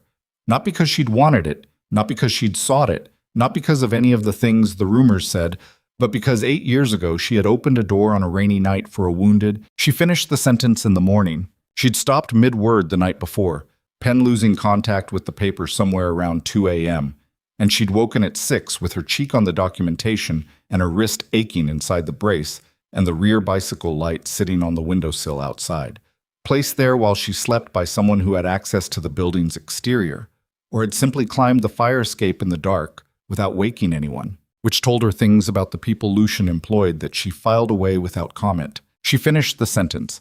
She capped the pen. She looked at what she'd written, because 8 years ago she had opened a door on a rainy night for a wounded stranger, and the stranger had remembered. She crossed it out. This was documentation, not narrative. She rewrote it. Subject has prior undisclosed connection to hotel ownership. Nature and extent unknown. Potential relevance to current situation unclear. She made coffee. She ate. She got dressed. She went to work. Wednesday passed without incident, which was its own kind of incident. The quality of the silence on the service floor had changed, acquired a watchfulness, the particular atmosphere of a workplace where something was about to happen and everyone could feel it except the person it was about to happen to. Marina felt it and cataloged it and kept moving. She was good at kept moving. Thursday, she found Carolyn Marsh waiting at the service entrance at the start of her shift. Carolyn was a floor supervisor, not her direct supervisor, not in her department chain, which meant Carolyn's presence at her entrance at 7 a.m. was not routine. Carolyn was 52 years old and had been at the Blackwood Imperial for 19 years and had survived every reorganization and management change and gala season for 2 decades, which meant she was either very good or very careful, and Marina had always suspected both. She had a neutral face that Marina had never been able to read clearly. "Walk with me," Carolyn said. They walked to the end of the service corridor, away from the staff entry traffic, and Carolyn stopped and turned and said without preamble, "Someone went through your locker." Marina went still. "When?" "Yesterday afternoon. Between your split shift break and your return. I saw Rains come out of the staff room with something in his hand. I didn't think much of it until this morning when I heard—" Carolyn stopped. Reset. "I heard Hendrix's name this morning in a context I didn't like." "What context?" Carolyn looked at her with the expression of someone delivering information they wish they could package differently. "Missing property," she said, "from a guest room. The word I heard was jewelry." The floor of Marina's stomach dropped. Not dramatically. She didn't show it, had learned to receive bad information without displaying its impact. But the drop was real, a physical sensation of something plummeting that had nothing to do with her inner ear. "That's not possible," she said. "I know. I haven't been near a guest room this week. I've been on service floor and hostess." "I know that too." Carolyn's voice was quiet. "That's why I'm telling you before anyone else does. Whatever's coming, you need to be ready for it today." Marina looked at the corridor wall. Concrete block, painted over so many times the texture had smoothed. She looked at it and thought with the cold, systematic speed of someone performing triage on a developing situation. Rains. She ran the name, junior floor staff, mid-20s, had been at the hotel 8 months. Had been the one to restock her tray station 2 days ago. Had been, now that she assembled the geography of it, positioned near her throughout the last 2 shifts in ways she'd noticed and dismissed as coincidence. Not coincidence. "Thank you," she said to Carolyn. Carolyn put a hand briefly on her arm. "Just a second. Just contact. The minimum gesture of solidarity available in a professional context," and walked back toward the service entrance. Marina stood alone in the corridor. She thought about the man at the bus stop. She thought about the 3 men in the alley. She thought about Victor Sloan, who had decided that direct pressure hadn't worked, and who had now, apparently, decided to try something that didn't require her cooperation. She thought about her documentation, sitting in a manila folder in her locker. She went to her locker immediately. The folder was there. Everything in the folder was there. Nothing appeared disturbed. But lockers at the Blackwood Imperial were the standard spring latch type that could be opened with a hotel master key. And if someone had gone in and out in the 15 minutes of her break, they wouldn't have needed to leave evidence of entry. She took the folder out and put it in her bag, against her body. She went to her station. She worked. At 11:40, Hendrix appeared on the floor. He was not alone. 2 people from HR accompanied him, and a security officer Marina didn't recognize, and the combination of their approach across the service floor had the quality of a formation, deliberate, witnessed, designed to be seen. He stopped in front of her. "Marina Hale," he said. The formal use of her full name in that context meant that whatever was about to happen had already been decided. "I need you to come with us." She looked at him. She looked at the people he'd brought. She looked at the service floor around them, at the faces of her co-workers who had all, with varying degrees of success, found reasons to be oriented toward this moment. Petra at the far station, watching with an expression Marina couldn't fully decode. Joel near the entrance, his face careful and troubled. Rains near the tray rack, not watching, specifically not watching, which was its own answer. "Of course," she said. They went to a different conference room this time. Smaller, no windows, on the basement level near security. Marina had never been in this room. The layout and the floor told her things about its usual purpose.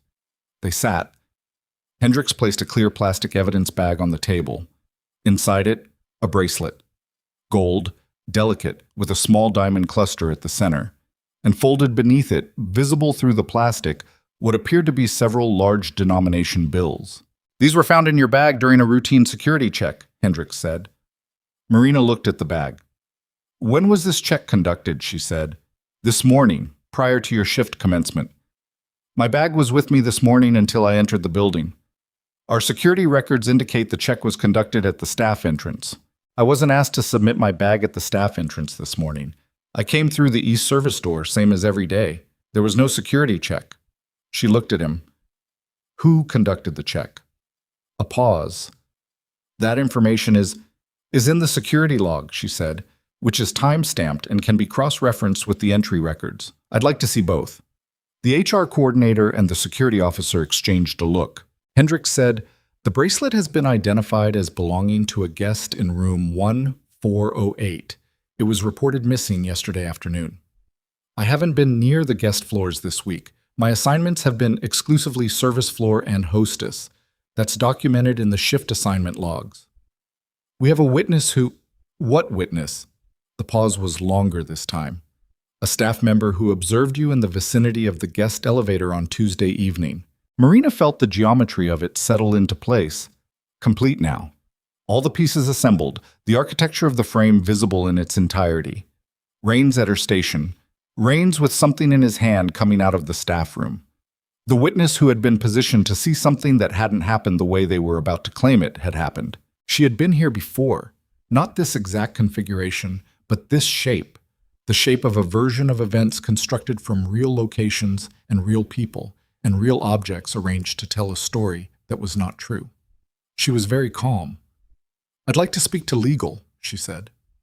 Hendricks said, "Marina, if you'd just—" "I'd like to speak to legal," she said again, with the same weight, the same finality she'd used in the first evaluation meeting. "Before this conversation continues. That's my right. I'm invoking it now." Another exchange of looks. The meeting suspended. They put her in the small room alone. She sat there for 12 minutes. She counted them. She sat with her back straight and her bag on her lap and her hands folded on top of the bag. And she breathed the way she breathed through the spinal pain, long and managed, in through the nose, out slow. And she thought about what she had and what was being done with what she didn't have. She had documentation. She had 3 years of clean performance reviews. She had Carolyn, who had seen Rains, but who had not seen what Rains had been carrying, and who would not, in a formal setting, be able to say with certainty what it had been. She had the shift logs, if anyone pulled them, but the shift logs would require someone to pull them on her behalf. And the person who would normally do that was the department supervisor, who was Hendricks. What she didn't have was someone who would walk into that room and say, in clear terms, that what was happening to her was deliberate and coordinated and had been engineered by a specific person for a specific purpose.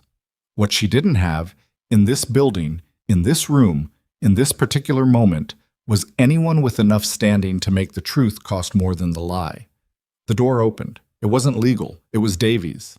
He came in without being asked, and he closed the door behind him, and he stood there looking at her with the expression of a man who had just run upstairs and hadn't caught his breath yet. "Rains is gone," he said. "Left the building 20 minutes ago. Hasn't clocked out, Hasn't answered his phone. Marina looked at him. I need you to tell me something, Davies said. Not for them. For me.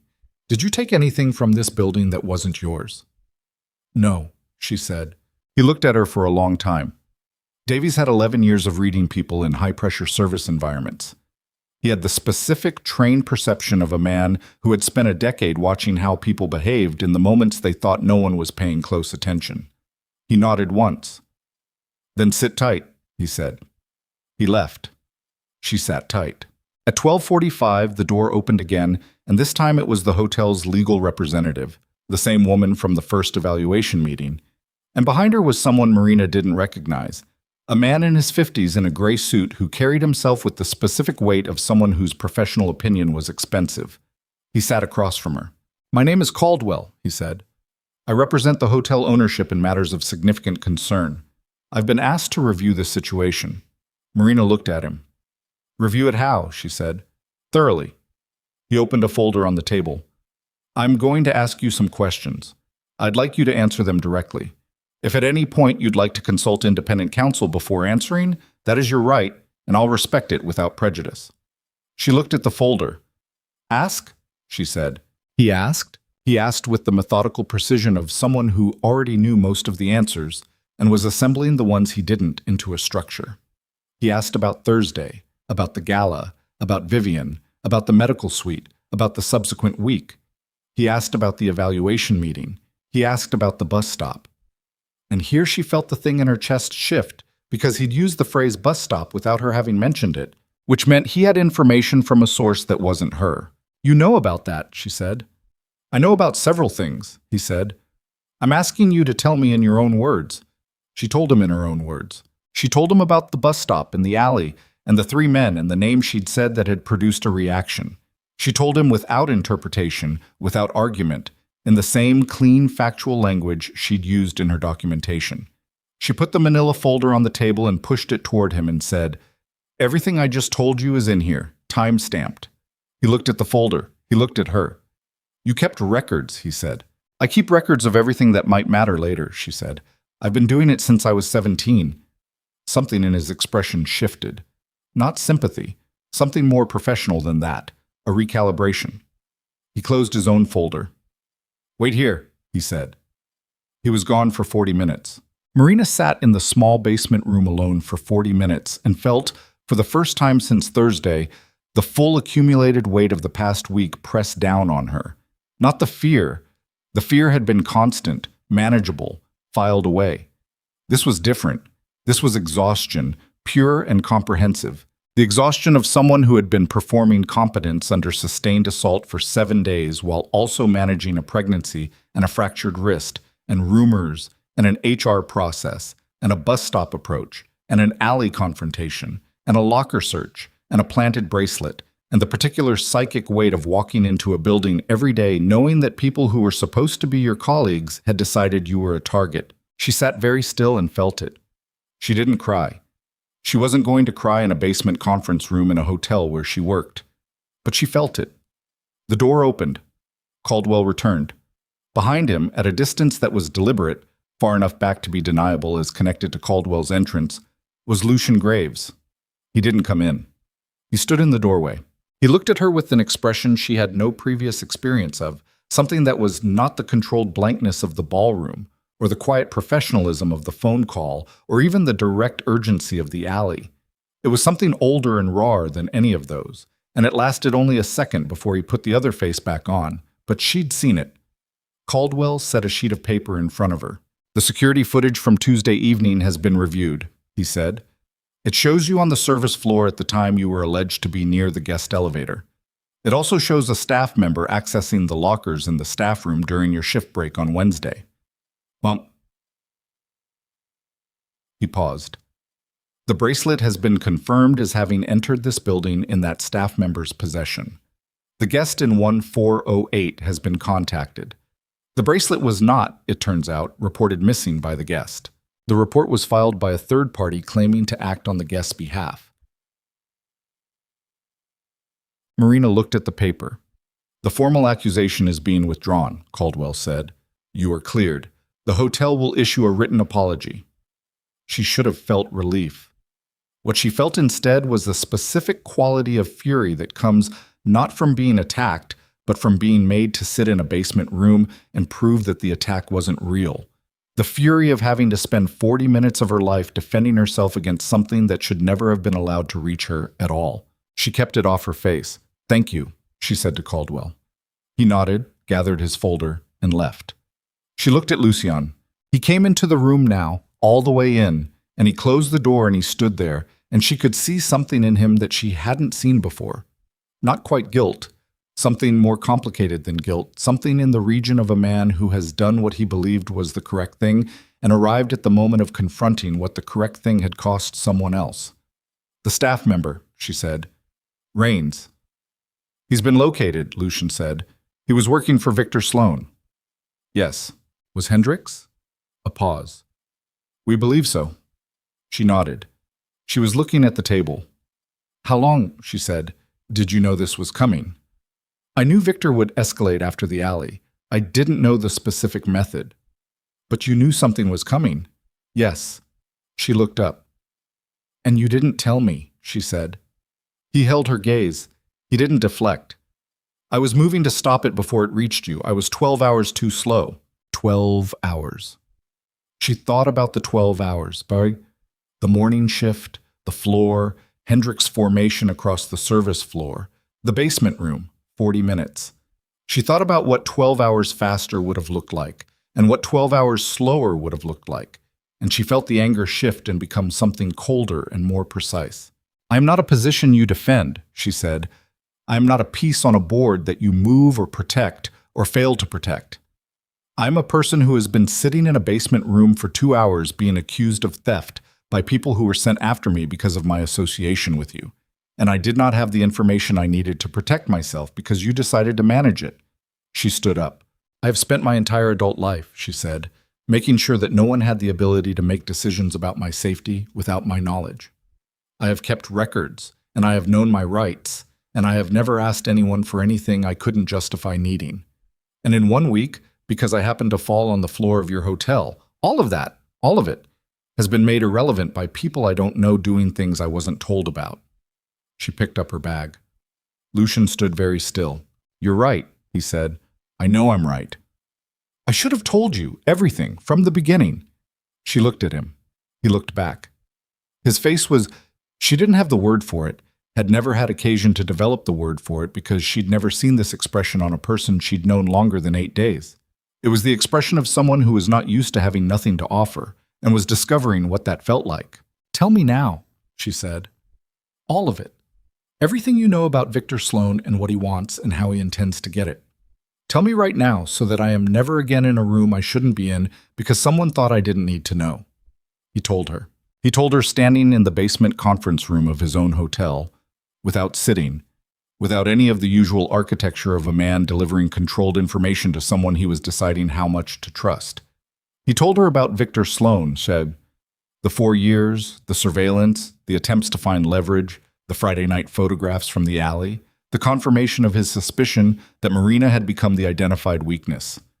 He told her about Hendricks, bought 3 weeks ago, before the gala, which meant Victor had been positioning assets inside the hotel before the incident on Thursday, which meant the alley confrontation had been preparation, not reaction. He told her about the original night, and here his voice changed, acquired a different quality, became less controlled and more careful in the way of someone speaking about a thing they had protected for a long time. About the night 8 years ago, the safe house that had been compromised, the men who'd been tracking him, the building he'd stumbled into bleeding from a knife wound that had missed his femoral artery by less than an inch, about the apartment on the 3rd floor, about the woman who had opened the door. Marina sat back down. She sat down because her legs had made a decision her brain wasn't consulted about. She looked at him. "That was you," she said. "Yes." She thought about this man, the details she'd assembled at 23 years old from the available information, the wound, the clothes, the quality of his stillness, the way he'd said nothing about himself and accepted nothing she'd offered except the towel and the silence. She'd thought about him sometimes over the years, not often, but sometimes. The stranger who'd disappeared before dawn, who had left nothing behind except the towel she'd washed and folded and kept meaning to throw away. "You left before I woke up," she said. "Yes." "Why?" He was quiet for a moment. "Because staying would have put you in danger.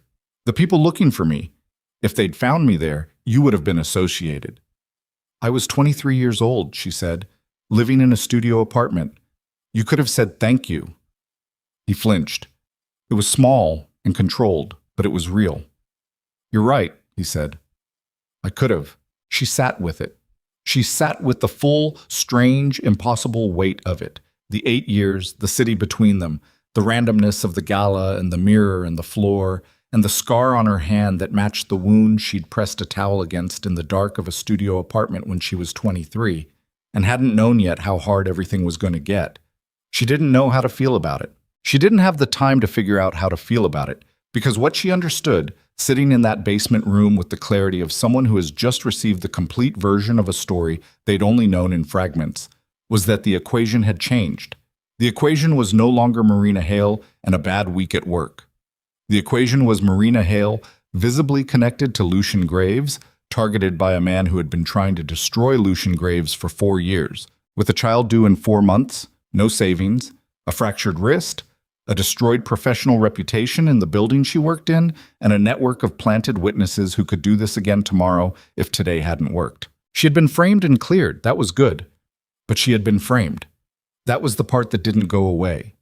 The part that meant the hotel's staff had seen her walk to a basement room by security and had heard whatever version of events moved through the building in the 40 minutes she'd been down here, and had formed an understanding of today that no written apology was going to fully revise.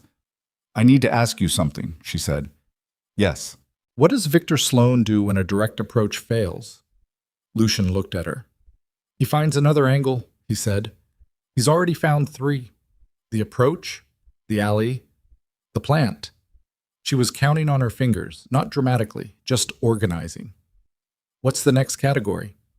Lucian was quiet for long enough that the quality of the quiet told her something. "Tell me," she said. "He goes after the thing itself," Lucian said. "Not the leverage, the thing." She understood. Not abstractly, she understood in the direct physical way that mothers understand threats to their children, in the cellular layer beneath thought where the real decisions lived. She understood that Victor Sloan had tried to use her and failed, and had tried to destroy her reputation and failed, and that the next category was not more clever and not more indirect. She put her hand flat on her abdomen. The baby moved. She looked at Lucian, and he was already looking at her hand, at the gesture, and his face had done the thing again. That stripped-back expression, that absence of performance, and she could see in it something she recognized from an unexpected direction. Fear. Not his own fear, fear for something outside himself.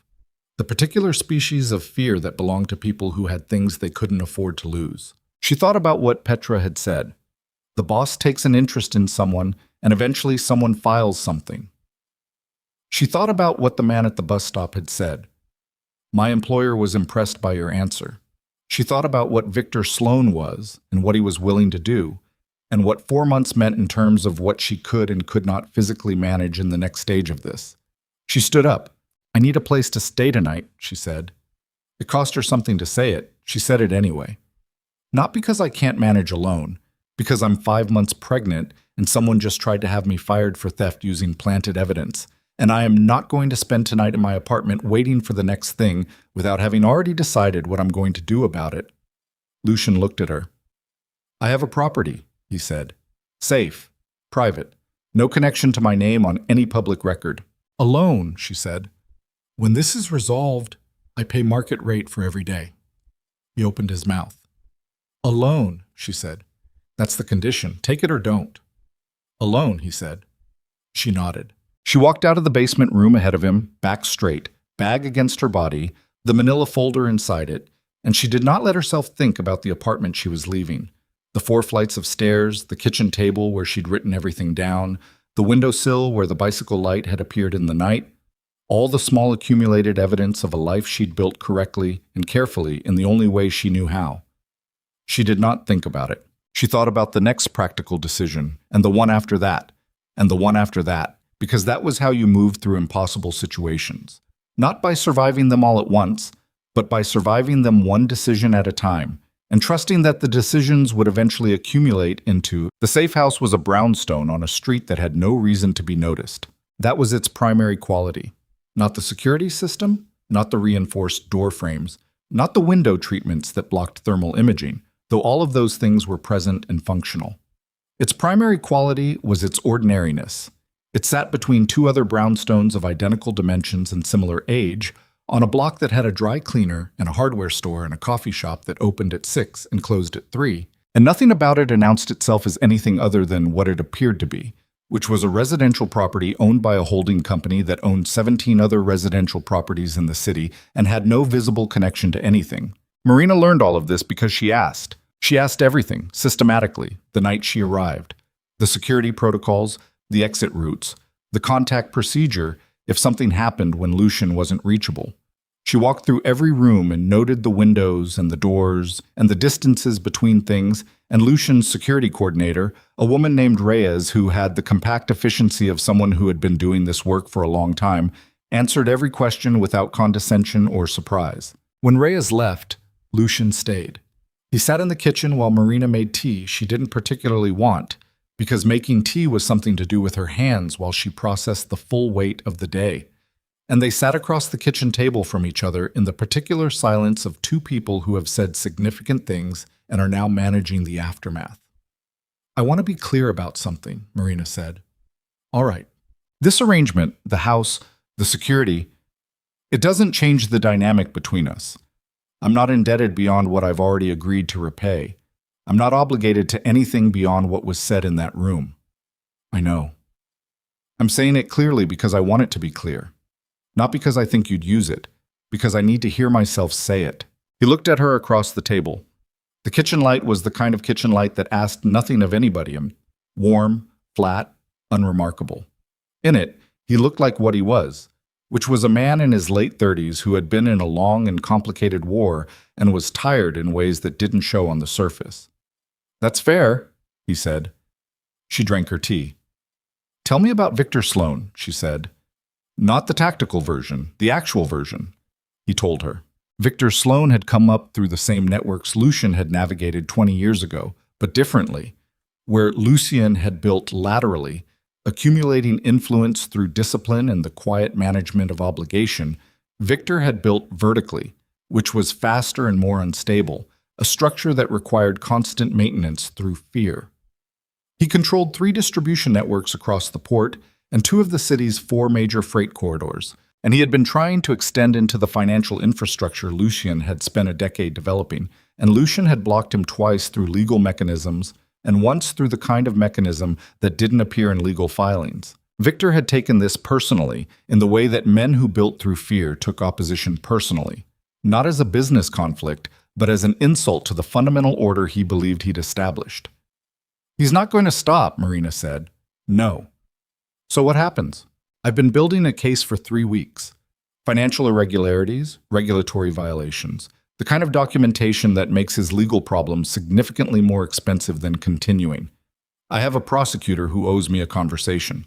If the documentation holds, When the documentation holds," he said, "Victor's primary protection against formal prosecution disappears. His remaining allies make a calculation. Most of them calculate correctly." Marina set down her mug. "How long?" "Days, not weeks." She looked at him. "You were already this far along when I ended up on the floor of your ballroom." "Yes." "And Victor identified me as leverage because I stood up." He said it simply, without deflection. "I hadn't done that in a long time, for anything visible." She understood the full weight of that without needing it explained. She went to bed at midnight in a room that was clean and quiet and belonged to no one, and she lay on the left side and listened to the unfamiliar sounds of the house settling, and she thought about what days meant and whether she believed it, and what she was going to do about the hotel and Hendricks, and the written apology that was going to mean nothing to the people who'd seen her walk to the basement, and what she was going to do when the baby came and she needed a job and a real apartment and a life that wasn't organized around someone else's war. She fell asleep mid-thought. She woke at 4 a.m. to her phone. Not an alarm. A call. from a number she didn't have saved, and she answered it because it was 4 a.m. and 4 a.m. calls were never nothing. Ms. Hale, female voice, controlled, the voice of someone managing significant stress through professional manner. My name is Sandra Oaks. I'm calling because I know this is irregular. I know you don't know me. I'm calling because I work for Victor Sloan and I need to speak with you. Marina was sitting up. Her mind was clear in the specific way of someone who has trained themselves to come fully awake fast. How did you get this number? She said. I've had access to a significant amount of information in the past 3 weeks, including this number. A pause. I'm not calling to threaten you. I'm calling because what's planned for tomorrow? I can't be part of it. I need you to know what's coming. Marina was already across the room, opening the bedroom door, because whatever was coming next, she was not going to hear alone in the dark. Reyes was in the hallway, already awake, already present, which meant the call had triggered something in the monitoring system. Marina put the phone on speaker. Talk, she said to Sandra Oaks. Sandra Oaks talked. She talked for 6 minutes, and when she was done, Marina stood in the hallway of the safe house with Reyes beside her and the phone between them, and both of them looked at it in the silence that followed the way people looked at something that had just changed the shape of the next 12 hours. Victor had moved up his timeline. The documentation Lucian had been assembling, the financial irregularities, the regulatory violations, had been partially obtained through a source inside Victor's own organization. That source had been identified. The identification had happened 48 hours ago. Victor had spent those 48 hours not running, not repositioning, but making a decision that Sandra Oaks described in her 6-minute phone call as scorched earth, the specific terminology of someone who had been in the room when the phrase was used. He was going after the documentation directly. Not legally, not through pressure on the prosecutor, directly, through the person who had compiled it and through the physical and digital locations where it was stored. He had people positioned. He had a timeline. The timeline was tomorrow morning, which was now today, which was in approximately 5 hours. And he had, Sandra Oaks said in the last sentence of her 6 minutes, a secondary target. Not Lucian. Someone Lucian would not sacrifice documentation to protect. Marina. Reyes was already on her phone. Marina stood in the hallway and felt the decision arrive. Not as a thought, not as a conclusion reached through deliberation, but as a physical thing, something that dropped into place with the finality of a door closing. The decision that the next 12 hours required her to stop being managed and start acting, regardless of what it cost, regardless of what she'd agreed to, regardless of the very rational and protective instincts that told her to stay in this house and let people with the right tools handle what was coming. She thought about the baby. Then she thought about what happened to people who stayed still while other people made decisions about their safety. And she thought about every room she'd ever been put in. The basement conference room, the evaluation meeting, the alley. And she thought about what all of those rooms had in common, which was that she'd been in them without the information she needed to control the outcome. Not again. She got dressed. Lucian was in the kitchen when she came downstairs. He'd been called before Reyes reached him. The monitoring had gone to him first, which meant he'd been awake, which meant he hadn't slept. He looked at her in the doorway. You heard, he said. I was on the call. He looked at what she was wearing, dressed, bag over her shoulder, the specific physical posture of someone who has decided to go somewhere. Marina, where's the documentation? She said. A pause. In a secure location. Where? Why? She looked at him. Because Victor Sloan has 5 hours and a secondary target, and the secondary target is me, which means I'm already in this regardless of where I stand, and I would rather be in it with information than without it. She crossed the kitchen to the table and put her bag down. Where's the documentation? He looked at her for a long moment, then he told her. The documentation was in 2 forms. Digital, stored on an encrypted server whose physical location was a data facility in the industrial district, and physical, the original financial records and correspondence, stored in the office safe at the Blackwood Imperial's administrative floor. Victor knows about the server, Lucian said. He's had 48 hours to position. He doesn't know about the physical records. Our source says his intelligence on the physical location is incomplete. Then the physical records are the thing, Marina said. Yes. And going to get them requires going to the hotel. before his people move on the server, which is the higher value target. They'll move on the server first. That buys maybe 90 minutes before anyone turns their attention to the administrative floor. So 90 minutes. My people can... How many of his people are positioned at the hotel? Lucian's jaw tightened. We don't have a full count. How many of your people can reach the hotel in 90 minutes without triggering whatever Victor has watching the entrances? A pause. Fewer than I'd like. She looked at him. I work there, she said. I've worked there for 3 years. I know every service entrance, every maintenance corridor, every staff-only access point. I know which security cameras are on the standard rotation and which ones have the 6-second lag on the pan cycle. She picked up her bag. I can get to the administrative floor in 15 minutes through routes that nobody who doesn't work the service side would know to watch. Absolutely not. Lucian. You are 5 months pregnant. I am 5 months pregnant, and someone has named me a secondary target, which means Victor Sloan has already decided my pregnancy is not a factor he intends to account for. Her voice was level. She kept it level through effort. I am not asking your permission. I am telling you what I can do and asking whether you want to use it. He was looking at her with an expression that had several things in it at once.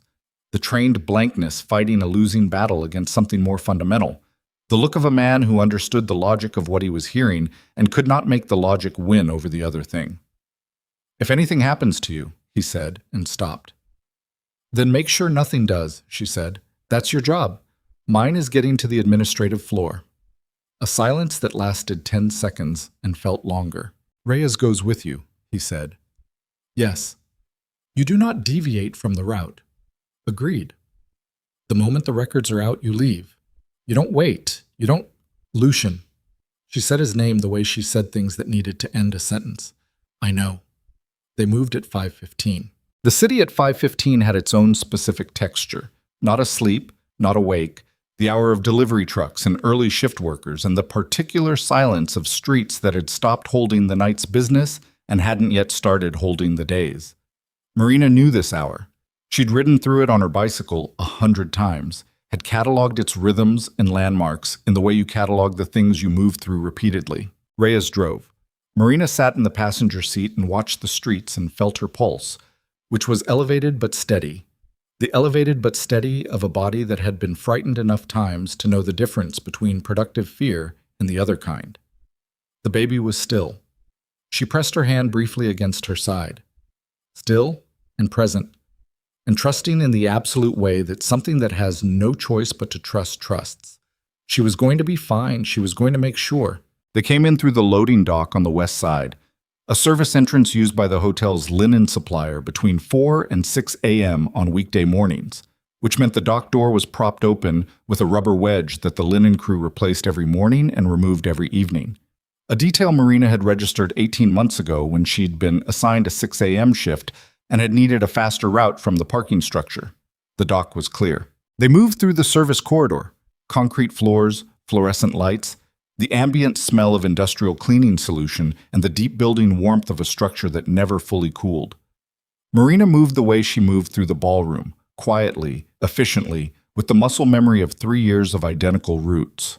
Reyes moved beside her with a different quality of quiet. Camera at the corridor junction, standard pan cycle, 6-second lag on the east sweep. Marina timed it from memory, and they were past it in the gap. Stairwell B, the service stairwell that connected the loading dock level to the administrative floor without passing through any of the guest or public areas of the hotel. 12 flights. Marina took them at a pace that was faster than comfortable and ignored the complaint from her lower back and the particular breathlessness of a diaphragm increasingly compressed by the weight it was sharing space with. Reyes said nothing. She matched the pace and watched the doors and said nothing. 8th floor landing, the door to the administrative corridor. Marina stopped. She looked at Reyes. Reyes had her phone out, reading something. She held it for Marina to see. A text from Lucian. Server location compromised. His people moving. You have 40 minutes. Not 90. 40. Marina pushed the door. The administrative corridor was carpeted and quiet. The transition from the service stairwell as immediate as a change of register. Institutional concrete to professional neutral, the hotel presenting its different face for the people who ran it rather than the people who served it. The offices were dark. The corridor was lit by the overnight security lighting, which was dim and directional, pools of illumination with long shadows between them. The administrative suite was at the far end, 50 feet. They were 30 feet down the corridor when the door at the far end opened. Marina stopped. Reyes stopped beside her. The man who came through the far door was not hotel security. Hotel security wore the hotel's uniform and moved with the particular unhurried authority of people who belonged to a space. This man wore dark civilian clothing and moved with his weight forward and his eyes moving and his right hand positioned at his side in the way of someone who was carrying something he was prepared to reach for. Behind him, a second man. They hadn't been seen yet. The corridor lighting and the distance gave Marina and Reyes a 3-second margin, maybe 4. Reyes had her hand on Marina's arm already, the pressure communicating what they both understood. Back. Marina didn't move back. She moved forward. She moved forward because standing still was not an option, and retreat gave the administrative suite to 2 men who had come here for the same thing she'd come here for. And she was 30 feet from the door, and they were 50, and she knew the code. Reyes made a sound that was almost her name. Marina walked down this corridor toward the 2 men at normal pace, the pace of someone who belonged here, who was on a shift, who was doing a routine task at 5:30 a.m., and she kept her eyes at mid-distance and her shoulders back, and she let the 3 years of invisibility work for her. The trained unremarkability, the staff members' learned ability to move through spaces as furniture. The man in front saw her at 20 feet. He stopped. He looked at her. The uniform she'd put on before leaving the safe house, the hotel badge on the lanyard, the specific way she was carrying herself that communicated nothing except that she had a reason to be here that didn't involve him. "Staff?" she said, not aggressively, flatly. The tone of someone mildly inconvenienced to find guests in a staff corridor. The man looked at her. He looked at her abdomen. He looked at the other man behind him. Something in the calculation shifted. Not enough, not to safety, but enough to produce 1 second of hesitation, and in that second, Marina reached the administrative suite door and put in the code she'd memorized 3 years ago from watching Hendrix's hand on the keypad. And the door opened. She went through. Reyes was behind her. She didn't know how, didn't ask, heard the door engage and lock from the inside, and that was enough. The safe was behind the credenza on the north wall. Marina had seen it once, 2 years ago, when Hendrix had forgotten to close the office door during a document retrieval, and she'd been walking past and had noted its location with the automatic precision she applied to all information that might matter later. Reyes was at the door, phone out, listening. Marina was at the credenza. She moved it. It was heavy, solid wood, file drawers along the base, and she was 5 months pregnant with a fractured wrist in a brace, and she moved it anyway, 1 drawer handle's worth at a time, using her hip and her body weight and the specific leverage of someone who has spent years carrying heavy trays and knows where her actual strength lives. The safe was a standard hotel administrative model, keypad and handle. She didn't know the combination. She'd known she wouldn't know the combination. This was the variable she hadn't solved before she came through the door. She looked at the safe. She thought about Hendrix, his patterns, his tenure, the kind of man who used his employee ID number as his email password and had never changed either. She thought about the date format on his desk calendar, the one she'd seen in the evaluation meeting, the photo of his daughter at what had been a graduation, the year visible on the banner. She entered a sequence. The safe stayed locked. She tried another. Behind her, Reyes said very quietly, "They're working on the door." Marina's pulse was in her throat. She looked at the safe. She thought about what she knew. She thought about what people used. She thought about what Hendrix was, which was a man of routine and mild vanity who had been at this hotel for 11 years and had never been asked to be more careful than the environment required. She entered the hotel's founding year followed by his extension number. The safe opened.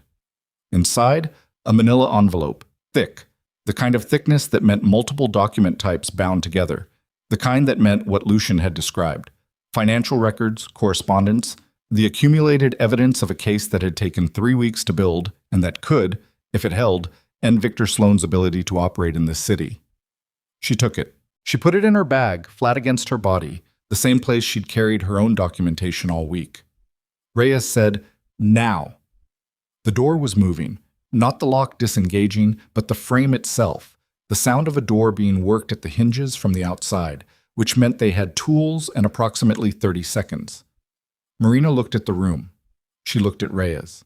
Reyes had already moved to the window, administrative floor 8 stories up, but the window faced the interior courtyard, the service courtyard with its dumpster enclosures and the covered walkway to the adjacent building that the hotel used for overflow storage. The window was not designed to open wide. Reyes opened it as wide as it went. Marina looked at the drop. Reyes looked at Marina. "I'll go first," Reyes said. "You follow, I catch." "You can't." 8 feet to the walkway roof. "I've done worse." She was already in the window frame. "When I'm down, you come. Don't think. Just come." She dropped. The sound was contained, managed, the landing of someone who had been trained to land. A half-second of silence. "Come," Reyes' voice from below. The door behind Marina cracked at the upper hinge. She climbed into the window frame. She was 5 months pregnant and 8 stories up, and her wrist was fractured, and she was sitting in a window frame looking down at a walkway roof 8 feet below with an envelope full of evidence pressed against her body. And she thought about every room she'd ever been put in, and she thought about the baby, and she thought about the 400 people who had looked away in the ballroom, and she thought about a man who had stood up when everyone else sat down. She let go. The landing hit her wrong. Her ankle rolled on the walkway roof surface, and she went down on one knee, the impact jarring through her hip and her back simultaneously, and the sound she made was involuntary and sharp, and Reyes had her arm before she'd fully registered being down. "Up," Reyes said. "Are you hurt?" "No." The ankle was either sprained or not. She'd find out when she stopped running. "I'm up." "The car is 2 minutes. Move." They moved. Down the walkway roof to the service ladder at the far end, the ladder down to the courtyard gate that was padlocked from the outside but not from the inside, through the gate and into the service alley, through the service alley to the street, and Reyes's phone was already up with the location broadcast and the car was turning the corner as they reached the sidewalk. Marina got in. The door closed. The car moved. She sat in the back seat with the envelope pressed against her chest with both hands, feeling her pulse everywhere at once, her throat, her temples, the sole of her ankle, the deep low ache in her back that had moved beyond the spinal compression into something with a different character, something she didn't want to name yet. She looked at her hands. They were shaking. Not fine tremors, full shaking, the kind that came after the adrenaline had done its job and the body was submitting the invoice. She pressed them flat on the envelope and breathed. Her phone buzzed. "Lucian." She answered. "I have it," she said. Her voice was steadier than her hands, a silence on the line that had a specific texture, relief and something else, something that was the sound of a man reconfiguring his understanding of a situation. "Are you hurt?" he said. "No." "Marina." "I'm not hurt," she said. "I have the documentation. Reyes is with me. We're in the car." A pause. "The server location," he said. "Victor's people got there. The digital records are compromised." She looked at the envelope. "Then, this is everything," she said. "Yes." The car moved through the early morning city, the streets still holding the hour's specific emptiness, the light beginning in the east in the thin preliminary way that preceded actual dawn. Marina sat with the envelope and felt the ache in her back that she was not naming spread slowly from the lower spine to something wider and more insistent, and she pressed her hand against her abdomen and felt the baby move. Not the quiet evening flutter, not the reassured rolling shift, but something more urgent, a sustained pressure that she recognized and had been told to recognize and had never expected to feel in the back of a car at 5:40 a.m. after dropping off a walkway roof. She looked at Reyes. Reyes was already looking at her. "How far apart?" Reyes said. It just started." "Marina." Reyes's voice was the voice of someone cutting through everything unnecessary. "How far apart?" Marina pressed her hand flat and counted and felt the thing she hadn't wanted to name arrive fully named, undeniable, with the specific biological authority of a process that did not negotiate with anyone's timeline or anyone's... The contractions were 8 minutes apart. Reyes said it before Marina finished counting. Said it in the flat professional tone of someone converting an emergency into a sequence of tasks, and Marina heard her own voice answer from a place that was surprisingly steady, given that the rest of her was not, I know, call it in." And the car was already turning. Reyes already on the phone, the city outside the windows moving past in the gray preliminary light of a morning that had not yet decided what kind of day it intended to be. The hospital was 12 minutes away. Marina sat with both hands on her abdomen and felt the contraction pass and felt the next one building and looked at the envelope on the seat beside her and thought, with the specific absurdity of a mind that continued processing regardless of physical circumstances, that she had not expected the best and worst moments of her life to arrive on the same morning in the back of the same car. Her phone was in her hand. She called Lucian. He answered before the first ring completed, which meant he'd been holding the phone. "Hospital," she said. "I need you to take the envelope. Not because I can't keep it, because I need both hands, and I need to know it's somewhere that matters." A beat of silence that contained several things. "Which hospital?" he said. She told him. "I'll be there before you." She believed him. He was. He was standing at the emergency entrance when the car pulled in, and he looked at her coming through the door with Reyes's arm under hers and the envelope held against her chest, and whatever was in his face in that moment was something she didn't have the capacity to decode right then, something she filed away for later, the same way she filed everything that needed to wait. She handed him the envelope.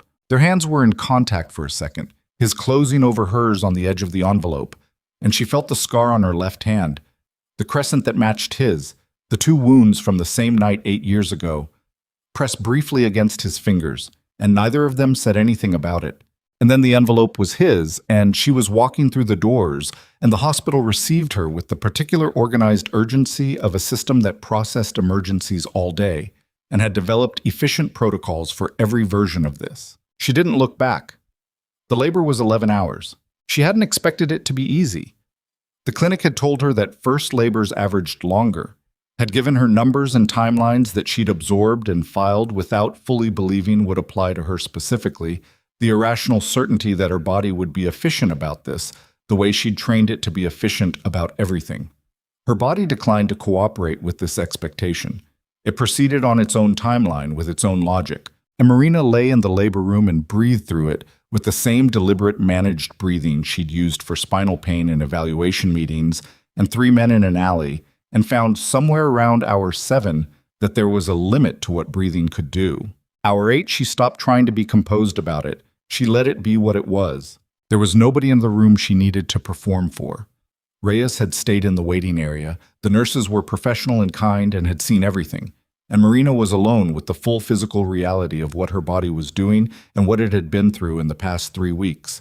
And she let herself feel all of it without management or documentation or the clean factual language she used to keep the worst of it at a distance. She cried at hour 8.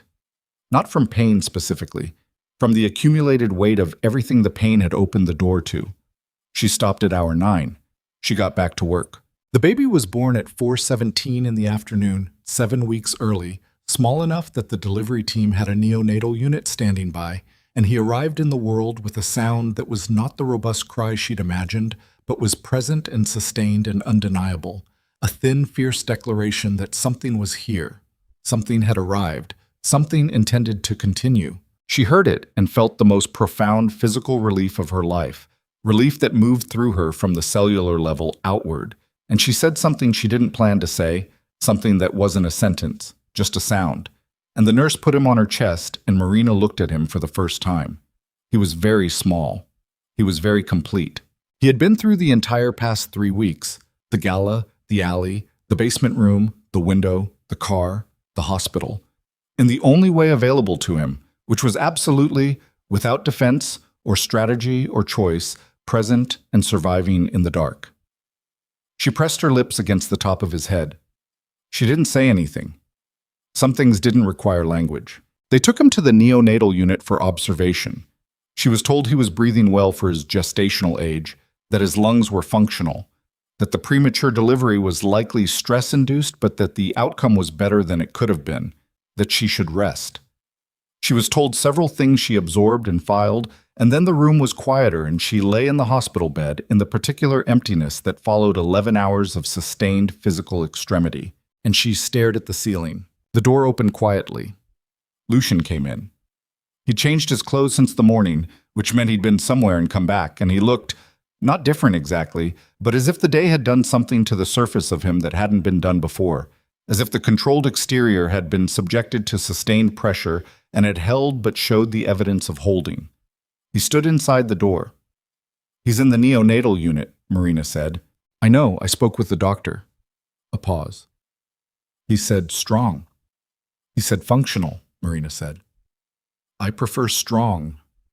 Something moved across Lucian's face that was not quite a smile but occupied the same territory. He came to the chair beside the bed and sat, and they were quiet for a moment in the way people were quiet after things that had required all the words they had. "The documentation," Marina said, "with the prosecutor as of 2 hours ago. Hard copies and a full digital reconstruction. My team spent the morning rebuilding from secondary sources what Victor's people destroyed at the server facility." He paused. "The physical records you pulled were the keystone. Without them, the digital reconstruction is circumstantial. With them, it's a case. Will it hold?" "Yes." She looked at the ceiling. "Victor. His people have been withdrawing since mid-morning. When the documentation reached the prosecutor, 3 of his senior associates made contact with law enforcement independently." Lucian said it without satisfaction. Factually, the way she said things.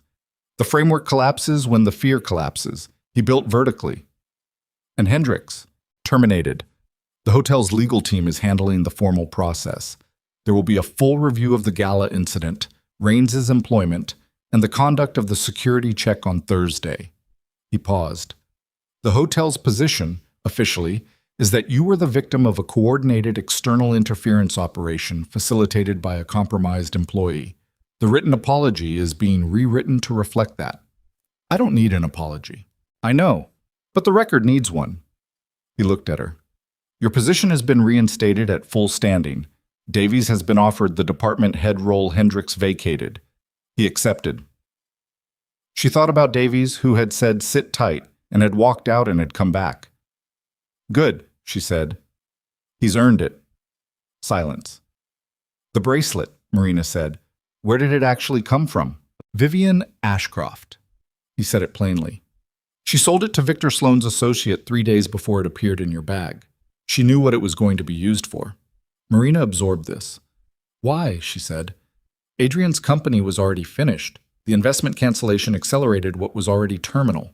She needed someone to blame for that, and she needed Victor's connections to have any leverage left." He paused. "She made a calculation that didn't account for how things would go." "No," Marina said quietly. "It never does." Another silence, this one longer, with a different quality. Not the silence of people managing aftermath, but the silence of people approaching something that had been sitting between them since the beginning and had not yet been directly addressed. 8 years ago, Marina said. Lucienne was very still.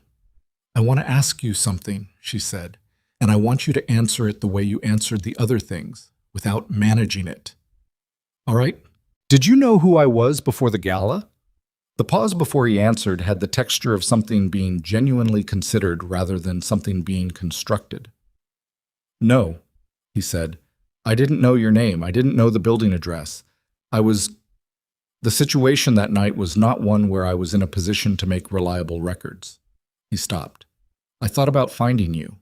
In the first year, I knew the general area, the building type. I had someone look. They didn't find me. You'd moved.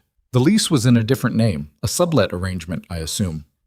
She had moved 8 months after that night, the way she moved every year or two, the accumulated restlessness of someone who had never lived anywhere long enough to call it permanent.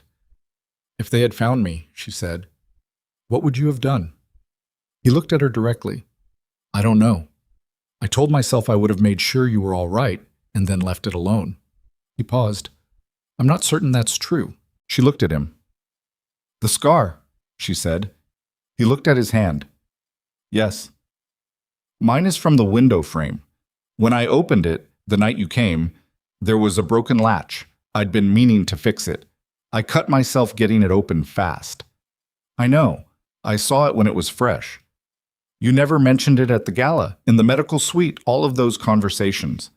"No." "Why?" He was quiet for a moment. "Because saying it would have changed the dynamic before you had the chance to decide what you wanted the dynamic to be. You'd just been hurt in my hotel. telling you that you'd saved my life 8 years ago. In that moment, it would have felt like I was making a claim on you, on what you owed me." She looked at him steadily. "I wouldn't have felt that way," she said. "I know that now. You should have trusted me with it." "Yes," he said. "I should have." It wasn't an apology. It was cleaner than an apology, which required performance and forgiveness and the whole architecture of a ritual she'd never had much patience for.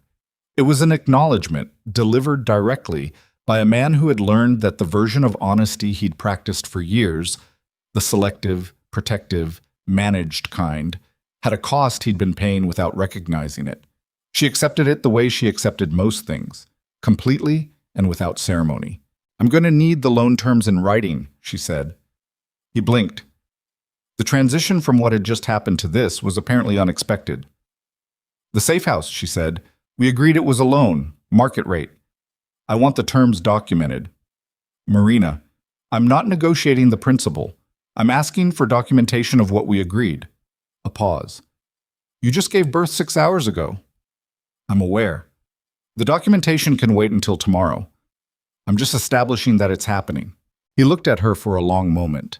Then, very quietly, something in his face changed. The last layer of the controlled exterior, the final piece of the architecture he'd been maintaining since the ballroom, came down, and what was underneath it was simply a person, tired and relieved and something else she didn't have the word for, something that looked like the specific quality of a man who had been carrying something alone for a very long time and had just, for the first time, put it down. "In writing," he said. "Tomorrow." "Thank you." She closed her eyes. Not to sleep. She didn't think she could sleep yet. Her body still vibrating at a frequency too high for rest. She closed them because the ceiling was too much to look at, and the room was too much, and she needed 30 seconds of dark. She counted kicks, out of habit. There were none. He was in the neonatal unit, observed and small and breathing, attached to monitors that beeped with the steady, tedious insistence of things that were working correctly. She knew this. She'd been told this. But the absence of the interior movement, the flutters and taps and rolling shifts she'd been cataloging for 5 months, was something she hadn't anticipated, a strange, bereft quality to the interior silence, as if the apartment had been emptied of furniture overnight. She opened her eyes. "Tell me something," she said. Lucian looked up. "About something that isn't any of this," she said. "Anything." He thought for a moment. "There's a place," he said. "North of the city, about 90 minutes. There's a stretch of coast, private, undeveloped. I bought it 10 years ago, meaning to build something and never built anything. There's a bench someone left there, I don't know who. It was there before I owned the land. If you go at the right time in early spring, the light comes in at an angle across the water that's, I don't know how to describe it. It's the kind of light that makes you feel like you've been shown something that was there all along." Marina looked at him. "You've never built on it," she said. "No." "In 10 years?" "No." She thought about that.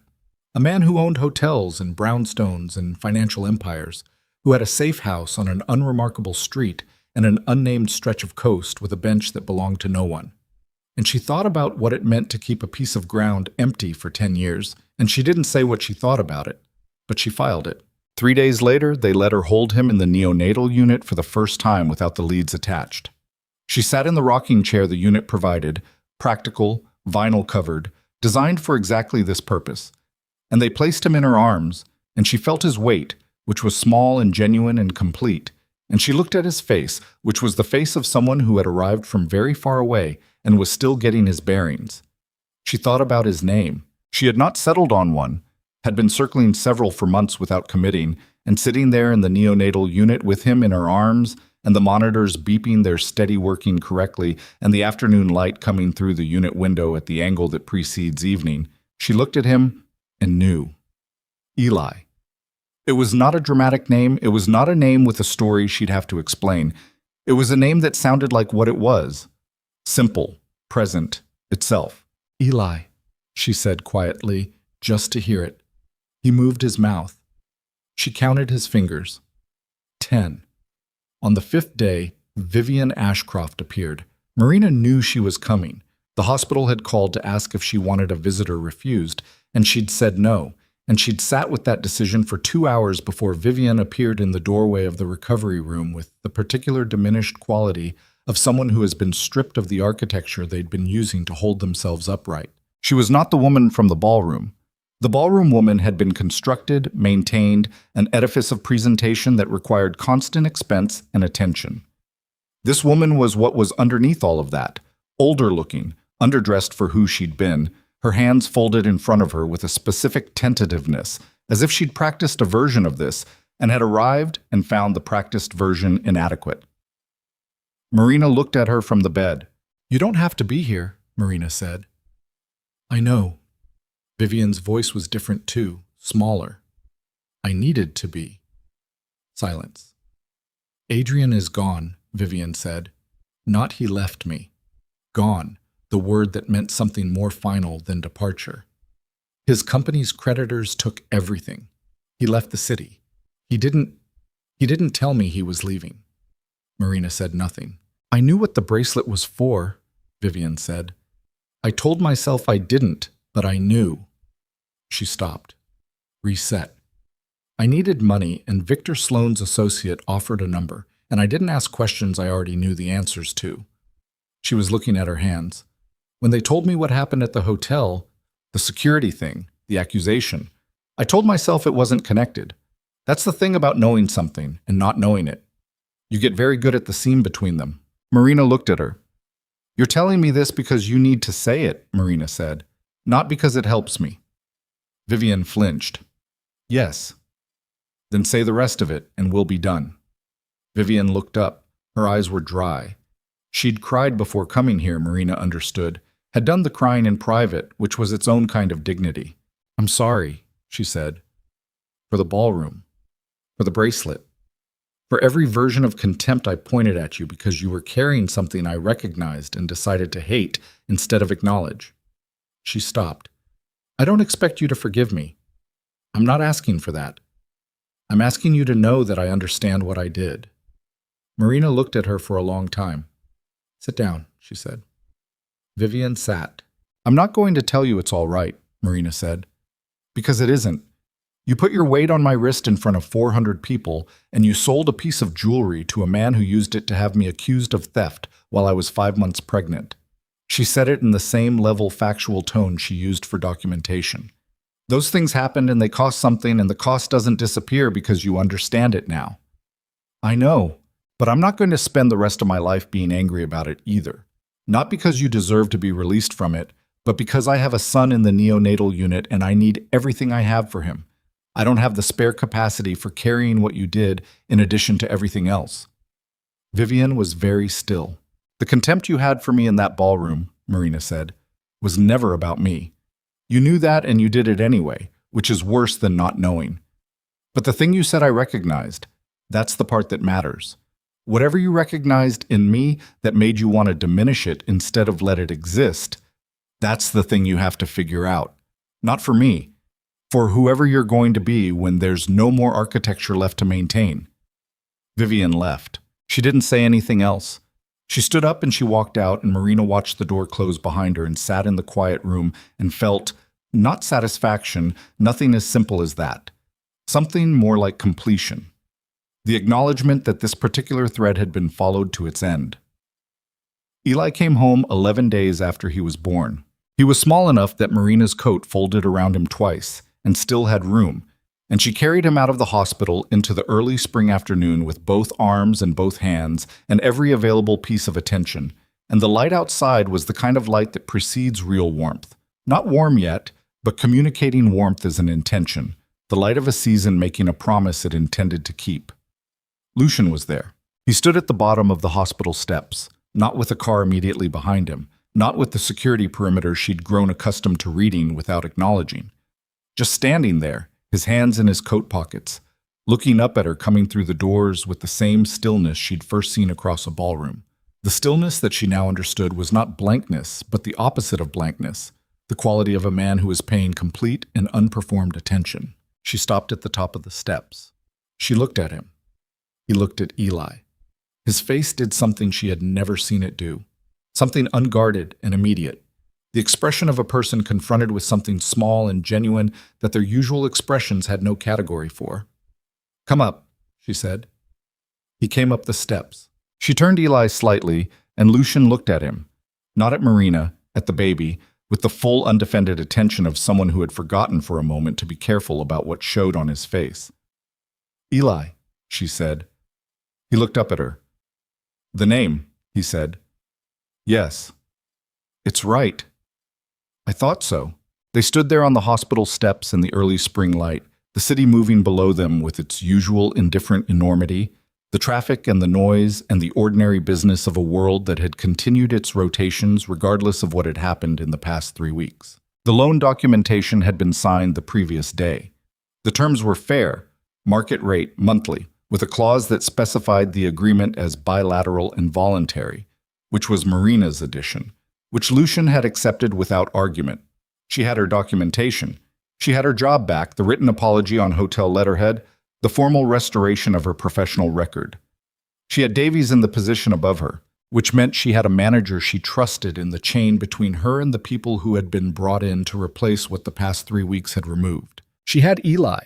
She had, and this was the thing she hadn't found language for yet, the thing that had been developing in the space between every conversation and every confrontation and every moment of honesty given and received without management or deflection.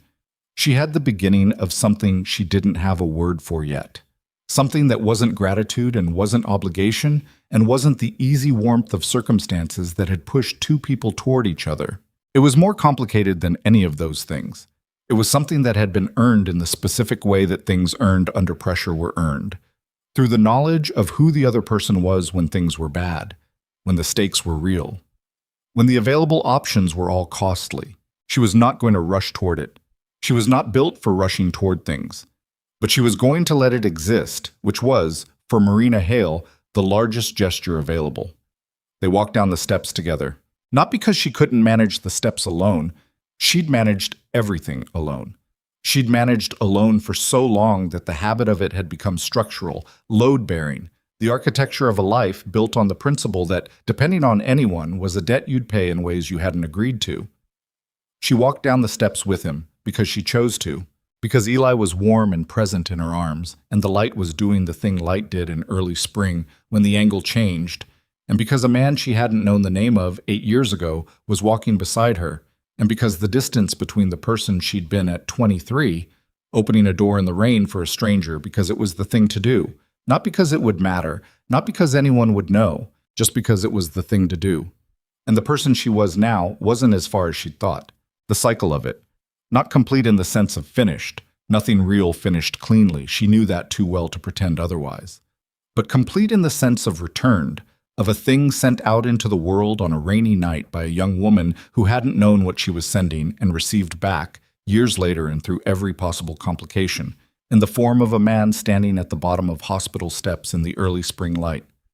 She had not expected any of this. That was, she thought, perhaps the point. The things that changed you were never the ones you prepared for. The ones you prepared for you defended against.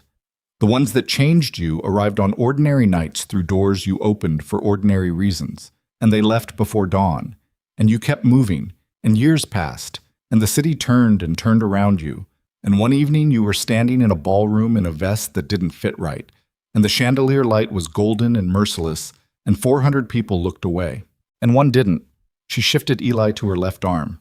She felt the scar on the back of her left hand, the crescent-shaped mark from a broken window latch, from a night she hadn't known would matter, pressing against the cotton of his blanket. She didn't say anything about it. She walked, and Lucian walked beside her, and Eli slept in the way of things that had arrived after a long journey and had decided finally that it was safe to rest. The city held them as it held everything, without preference, without ceremony, with the enormous patient indifference of something that had seen 10,000 versions of this story and would see 10,000 more, and still the light fell the same way every spring, and still people opened doors for strangers, and still the strangers sometimes remembered.